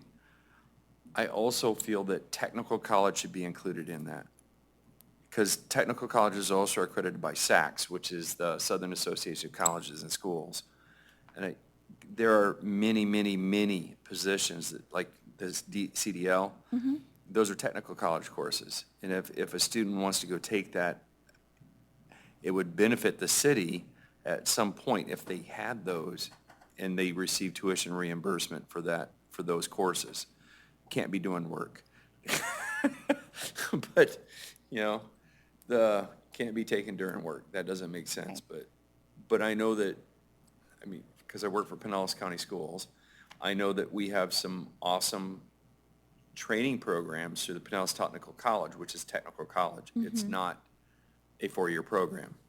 And that, I think, I also know that statistically, 70% of the people that graduate high school will not finish a 4-year degree. What benefit in education are they getting? And I think we need to help those people bring along their skills as well. And So are you looking to do it just like the tuition reimbursement where we ask them to pay for it and then we reimburse them once they get the proper grade? based upon the grade? Absolutely. It shouldn't be paid out first. Okay. They need to do it. Including the CDL? Yeah. Okay. Why wouldn't they? Just curious because we're doing backwards. You're doing, well, if you're doing it backwards and you got an offer letter, that's different. That's Yeah. different. But for this would be degreed and non-degreed, where tuition may be reimbursed at a level not to exceed 80% of the prevailing in-state. Tuition for technical college is way cheaper than a university I think or that's fair. or a 2-year school. Now, some of these positions don't hardly pay anything. It'll be like a hardship on them. For professional development, that's seeking for promotions Yeah. and So what you're talking about is a degree program or it's a non-degree? They're not degree, okay. So does- Some technical courses you can actually get a 2-year degree in based on state law in Florida, but they're not implemented yet, all right? But there are plenty of technical programs that could benefit the city if a person actually finished those. I mean, a lot of them, carpentry, there's electrician, nursing's not gonna help this place, but, I mean, Doesn't there's- that fall under non-degree courses? To me, that's any course that's Yeah, I think it's not already going for a included. degree. It says it's not taken as part of a college, that's where I was asking that at first, is that the 3-week courses, things like No. that? No, those are, it's It's not? any training course, what you're talking about, anything that's not going for a degree. So if you go to Any course is what USF, I read it as, like, so a 2-hour course, any, a multiple week course. But if you look at this, it doesn't say anything about tuition reimbursement. Cost of training courses. This is, I think that's a seminar type says thing. maybe, no, so if you went to USF, you can either enroll in a degree program, like a bachelor's degree program, or you can enroll as a non-degree seeking student. So if, we had an employee who wanted to learn American Sign Language and was going to be in the rec center, I don't know, whatever it is. But if you take a single course, you can do it as a non-degree seeking student. So you're not enrolled to get your bachelor's degree, but it's a university course. It's like a 15-week course, and you're getting the grade and stuff. So non-degree doesn't mean a 2-week thing. Non-degree just means There's you're no enrolled in degree. this But if you course. look at the non-degree courses or seminars, however such costs may be, the last sentence, however such costs may be paid for or reimbursed for courses or seminars which will allow an employee to advance with established career ladders or to obtain, maintain certifications required by state or federal laws or regulatory authorities. Where maybe. we're saying 80% is the maximum under degree, that's not there. Yeah, that's better. We might pay for the whole It seems better, thing. but it says they may. Doesn't mean it's gonna get paid. Tuition may be reimbursed also for degrees. We're saying may on Oh, everything. it may and it may. Yeah, Okay. we may pay for tuition, we may pay for anything else. Right, because I don't think Mr. they're Gomez only is going to gonna- pay me to get a CDL, because what am I going to do with it here? Doesn't make any So, sense, you're right, yeah. What it means is what B means is if you go to University of Yeah, we're not paying Tampa, for everything. they're just going to pay you like you're going to University of South Florida, 80% of that. Yeah, So they're not you letting can't you Okay, I get what go you're saying. to the private That- school. that's You can't- But it doesn't Yeah. say a percentage, it just says it may be covered. Can we put a percentage in there if it's They're a saying technical they'll cover program? everything. If it's a local technical program, so I'm taking this as, we'll pay for anything if we say it's appropriate. What do you feel, Mr. Gomez, on that? We can reimburse if they really need to be either in a degree or obtaining some sort of trade. In their career path, correct? Yes. Yes, And related to the job that they're doing. yeah. And then B really says, if it's a degree, we're not letting you go to out-of-state really expensive degree. Oh, God, yeah. So, I mean, because the technical is going to be local, right, usually? It's, yeah. You can do Hillsborough Community, no, that's actually a community college. But there's a Hillsborough Technical, there's a Pinellas Technical. So there's yeah. not really that same consideration. You're not going to go sign up for Duke University technical program as much. To me, this is saying, like, we're going to limit, we're not going to, it has to be comparable to the cost of you doing it the cheapest way possible. Which that would be, definitely, yeah. Okay, But maybe, I mean, if you can come up with suggestions for non-degree to make it clearer, I think that's, I'm not, I think we all agree that we understand what we're saying. Even though I want a specific word, you two are very clear, and it makes sense that it's actually a non-degree. Yeah. means you're taking, because it says college or university program. you could add, for example, this includes, if that would, I mean, if there's something you read and you weren't able to take that away, I don't think there's harm in Would adding. anybody ever interpret this cost of training courses or seminars not taken as part of a college or university program? And it is called Pinellas Technical College. It is a college at this point. But they're not degreed programs.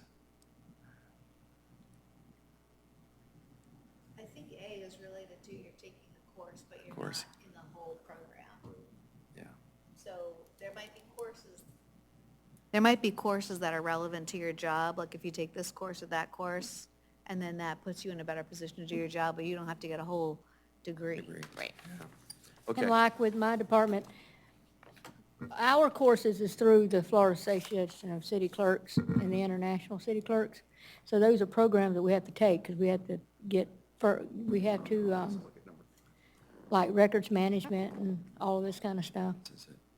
Uh-oh. It's not through a college, or it's through those associations that give that. But that's more training rather than a degree or a technical. That's actual training. 5 covers it. Guys, I'm beating this to death, and if I read number 5, it honestly covers it. It really does cover it. Oh, for, Yeah, Okay, it good, has good, it good. right there. Excellent. This is Maybe good. a It's covered. condition- Good. My concern's addressed, and I'm addressing it in the wrong spot. That's okay. All right?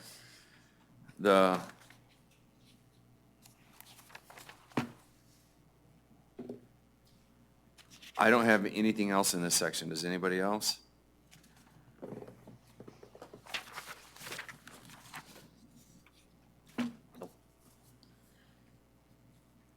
We're getting back to where we were, I think. Yeah, I see red lines on the next Yeah. page. And I have no comments and no comments, so I have no comments. no travel time Are comments you, and do you no. have, are you done yet, Doctor?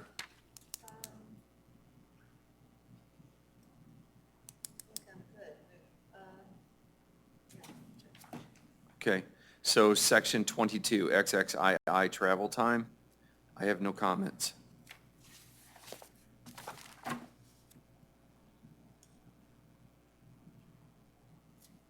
Comments.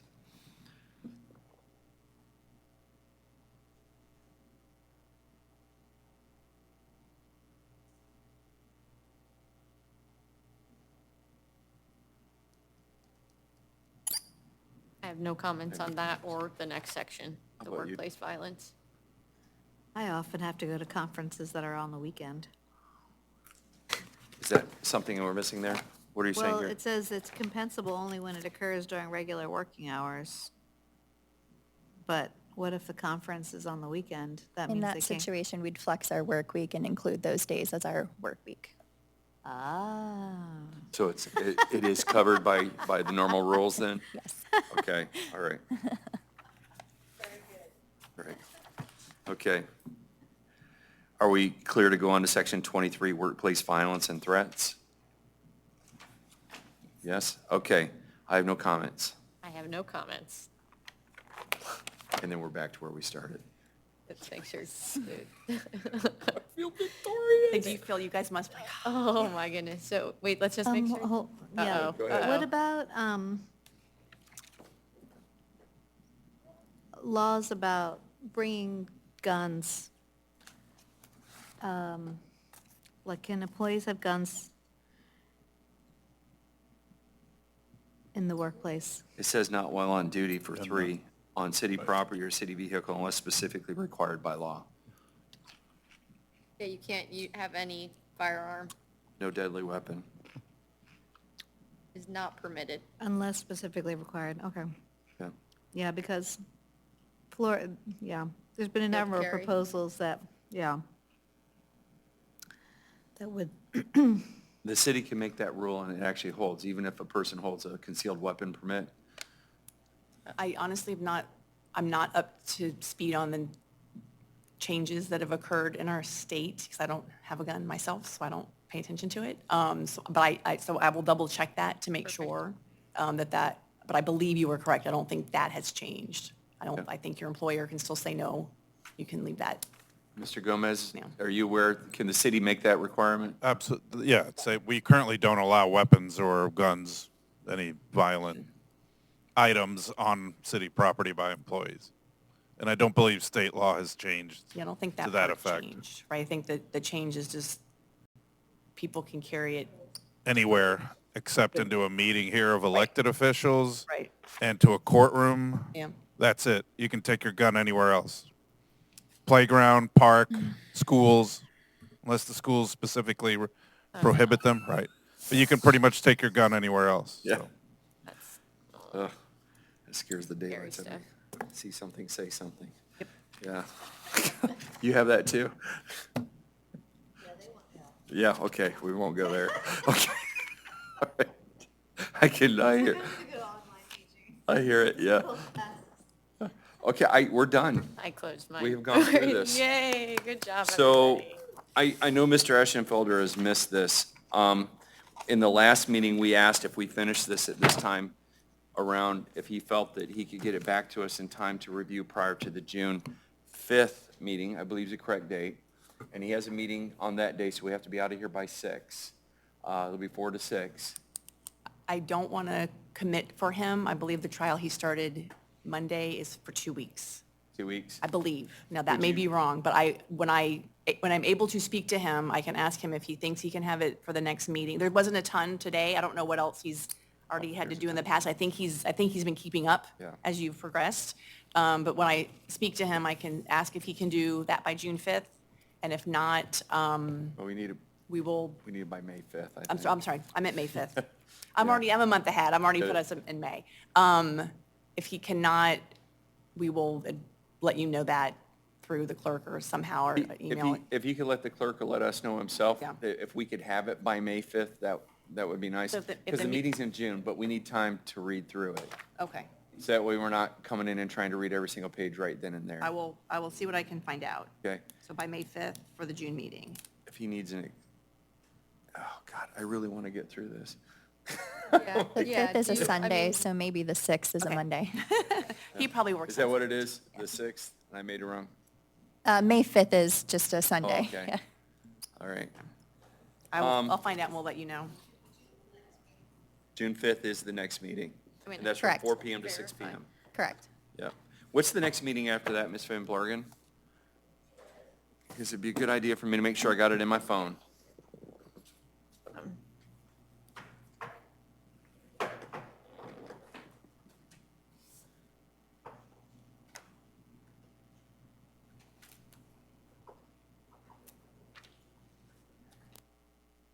It's June, have June the 5th from 4 to 6. And then after that, And let me go to the home page, meetings, August or September? the civil service. September 4th, I have from 4 to 7 PM. Yep, that's it. Okay. And then, There's one in December. Pretty sure it's December. December 4th, 4 to 7 PM. I didn't put, when did you? I when just is don't those have that in on? front of me. June, I don't have June. June 5, 5. 4 to 6 that night because Mr. Eschenfelder Oh, I do. has to go to a meeting, I think at Reddington or something like that. Yes. And then We might actually get this thing done, huh? Is it June 5? No, I'm in July, that's why I don't see it. Okay, I have June 5, 4 to 7. I actually did have it in Yeah, there. I think it's 4 to 6 though, actually. 4 that to day. 6. 4 to Okay, 6. that's what you just said. And then September 4. September, August, September 4. Yep, I I have have that 4 that to from 5. 4 to 7. I just, Do you have 4 to 7 for that one? yeah, Okay. I think I arbitrarily. That's September 4th, correct? From 4 to 7. I'll bring a Christmas tree. Okay. December what, one more time? I got 4 to 7, but we need to clarify with Mr. Eschenfelder because he may have another meeting and we need to end those by 6 PM.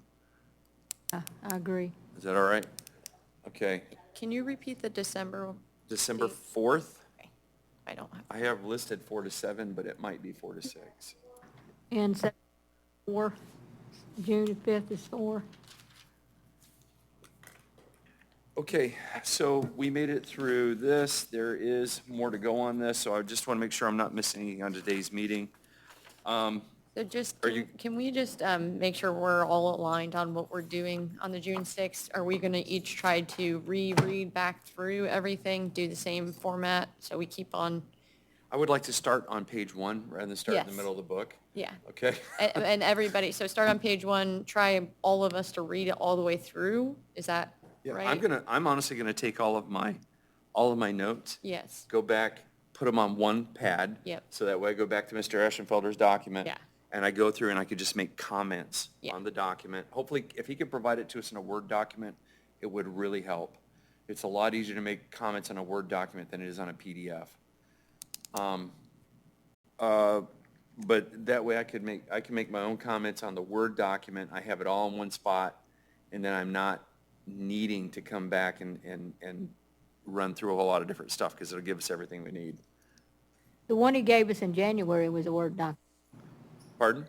The doc he gave us in January was a Word document.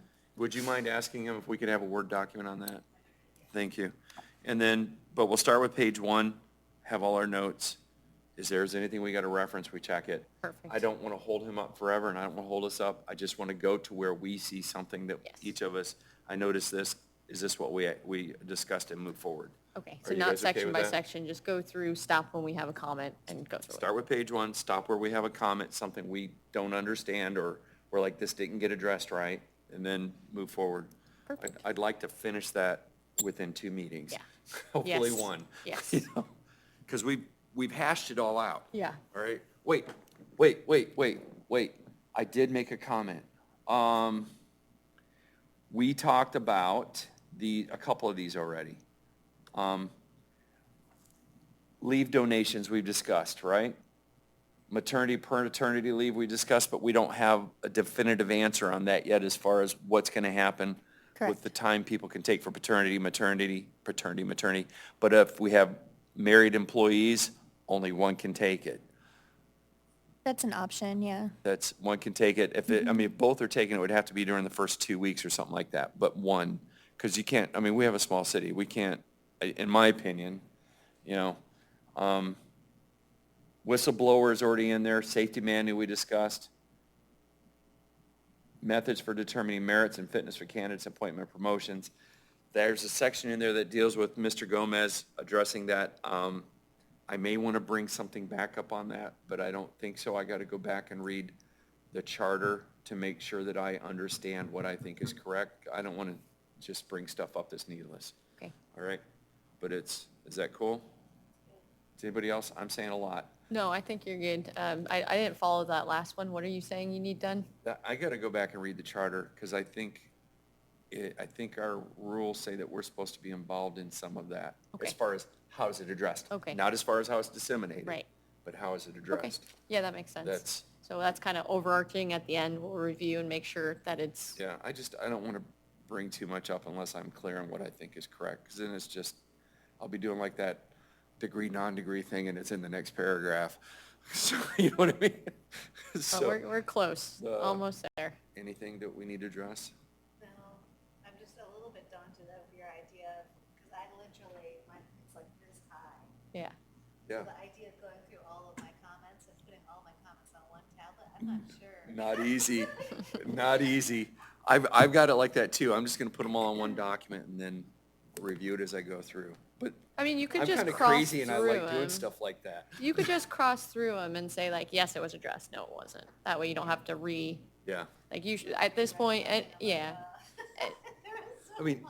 Italy, the easiest way to do it is when you've got a comment, Control F, Yes. find it, Yeah. exit off, That's, yeah.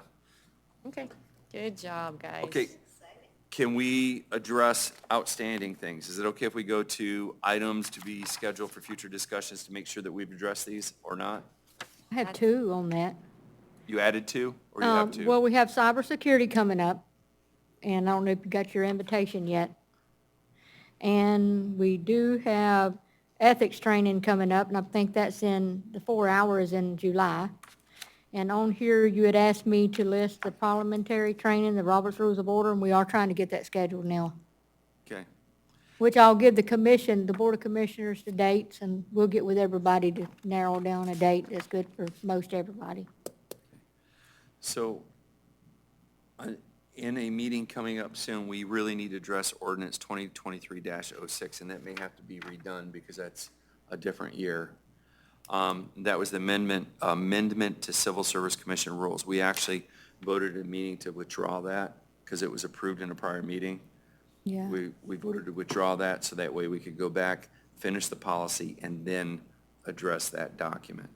Okay, I don't- I you weren't missed here the that joint day. meeting, You weren't yes, here I that do day. know that. So that's Yeah. the joint meeting resolution, so you're saying we have to go No, back? no, that's not a joint. This is our rules. Yes. The ones And that that'll we change to decide a on what they are. 2024 ordinance. They were, there was 2 things that were read, and one of them you guys didn't remember seeing, and I don't remember what the 2 things were. This was the month before I started on the commission is when this came up. It was May, Okay, I think. May is when you guys looked at it, or June or something like that. that'll be a priority. Yeah, we need to do that soon. But I think we should finish this book, and then we need to tackle that. Okay. Are you okay with that? Yes. Okay. The RFEP classification is currently in process. Mr. Gomez is tackling that. Classification of city positions, that's in process, part of it. Pay plan, part of that. Methods for determining merits of fitness for candidates appointment or promotions. To verify red lines in personnel policy on March 7th, then decide to remove the item. We've got a note on that. I need to go back and look this up. That would be in a meeting prior to March 7th. I'm going to go look what we discussed and then come back to this. Are you guys okay with that? Yes.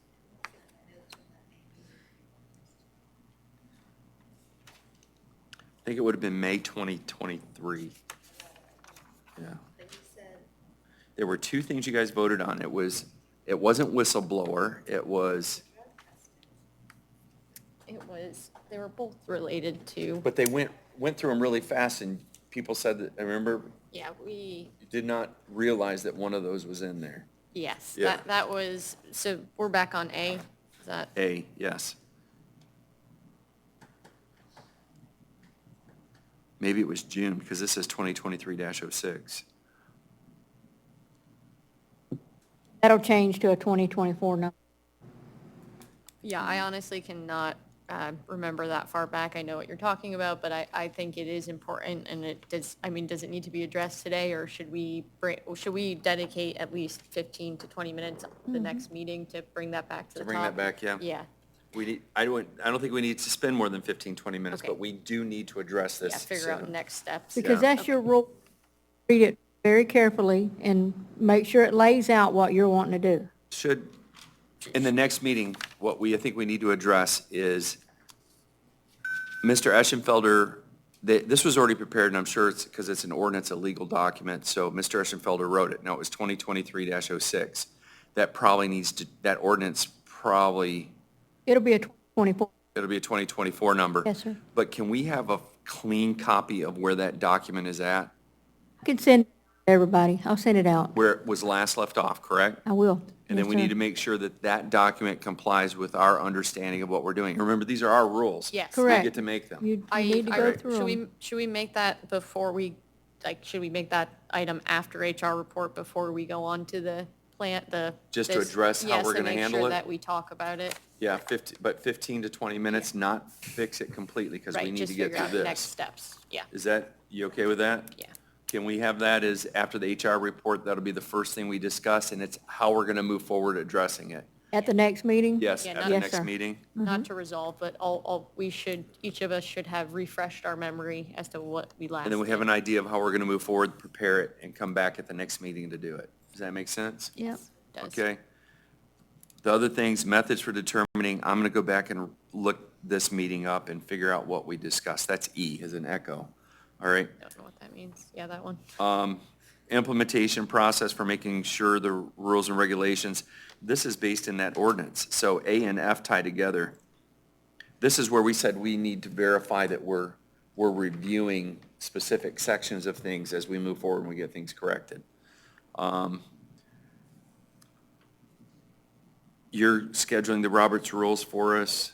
Correct, we're working on that now. Okay.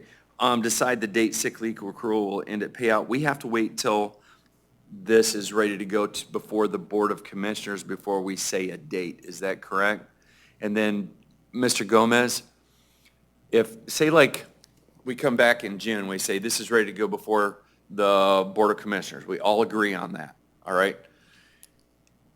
July, hypothetically, is the next Board of Commissioners meeting. Do we need to give them a date that payout has to go into effect at that point? The Pay- payout. the- This is the sick leave payout? sick leave, because we want to make sure with where the policy The- currently is that they get that payout. But that's only, well, we usually do that at the end of the year.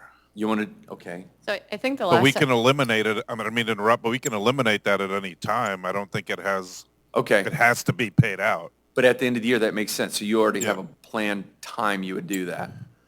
Well, when the fiscal year, either the fiscal or the calendar year, we'll It's verify. fiscal September. It's fiscal. September. So we pay out at the end of September or the first pay in We October? asked people to let us know in September, and I believe the payout, I want to say, Happens is in October. October. Yeah. So it doesn't matter, if you end that, then it ends and we don't make the payout.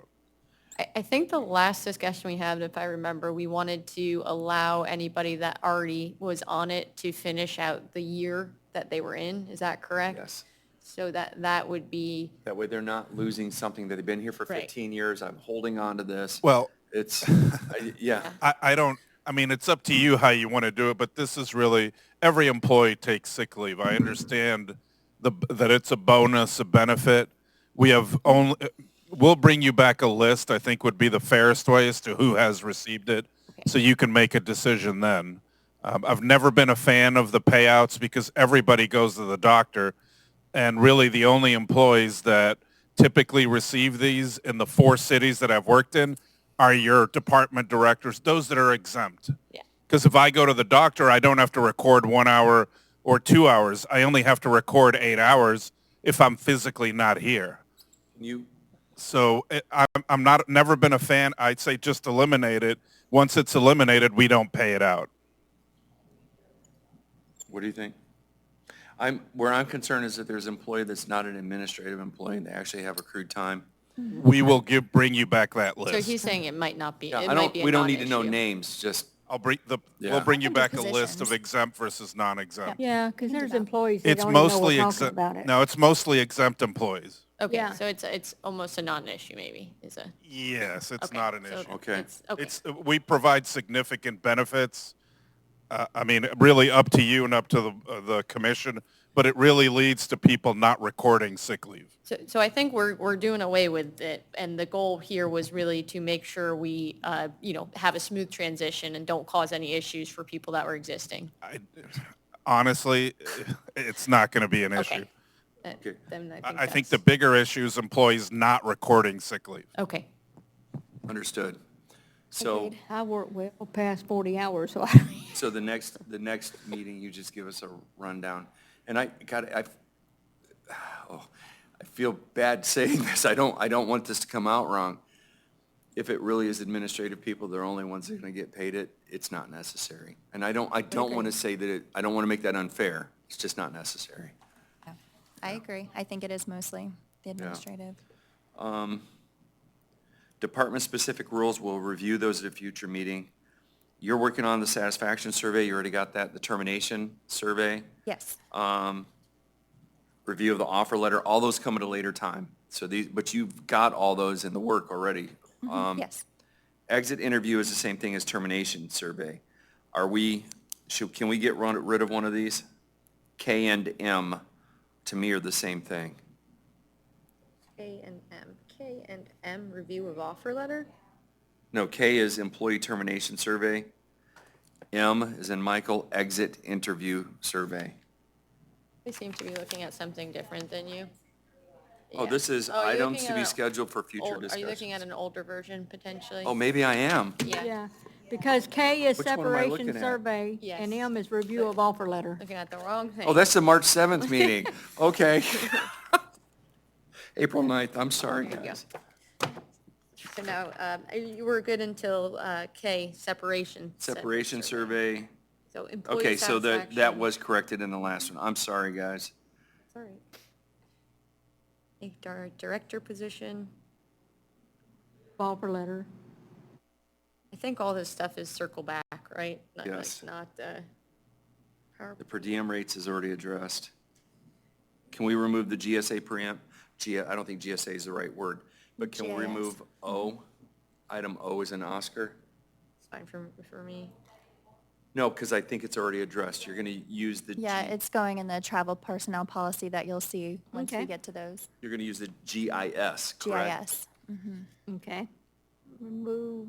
What does GIS stand for? Oh. Oh, okay. You're Global you're referring to information. O? Yes. No, it's the General Services Administration. Oh, Is The it United- I'm thinking of GIS mapping, my GIS is That's what I was global. wondering, because it was GIS in GIS another is the document map somewhere, and I stuff. was No, thinking that's the same. correct. That's Yeah, the General geographical information Services. systems. I'm like, what the heck's Yeah. going on with this? So it's GSA? It is GSA. GSA. Okay. So it Thank you. said, was it GIS in the policy or no? It might have been, but we'll find Okay, it we'll at this find it. point. Okay. Yeah. I think that might have been listed in my HR. I've been Okay. hanging out with community development too much today. Okay, all right. All right. It was in the HR report. Yeah. That's where it was, yeah.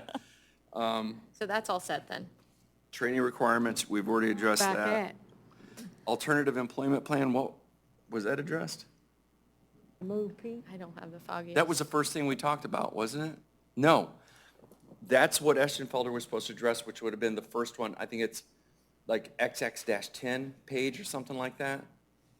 Alternative employment plan. So we were talking about if they get hurt or whatever it is Yeah. coming up with. I think that was something Mr. Eschenfelder, and I could be wrong. I need to go back and review notes.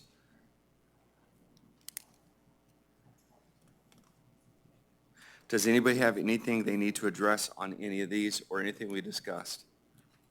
Okay. Attorney Meyer, anything you want us to address? Nothing from you? And we will get, Ms. Van Blargen, anything you need us to address? No, I'll just make sure you get the invites for these trainings coming up. Thank you. Because All it's right. important that we all know how to conduct ourselves in meetings and, open meetings law, public records law, cybersecurity, because you all have a laptop and use the city's email and all, so you want to make sure you get the training. And then the parliamentary that you asked for, that we always do anyway. Ms. Powers, anything from you? No, you guys are keeping me busy. Okay. I hope it's a good busy and not a needless busy. Mr. Gomez? No, thank you all very much for your time. Okay, and Tom in the back, I don't know if you can hear us, but is there anything he needs us to do? No, just continue to use the microphone. Thank you, Tom. All right, with that, I believe we are ready to move on, guys. 7:10, let's adjourn this meeting. Yay.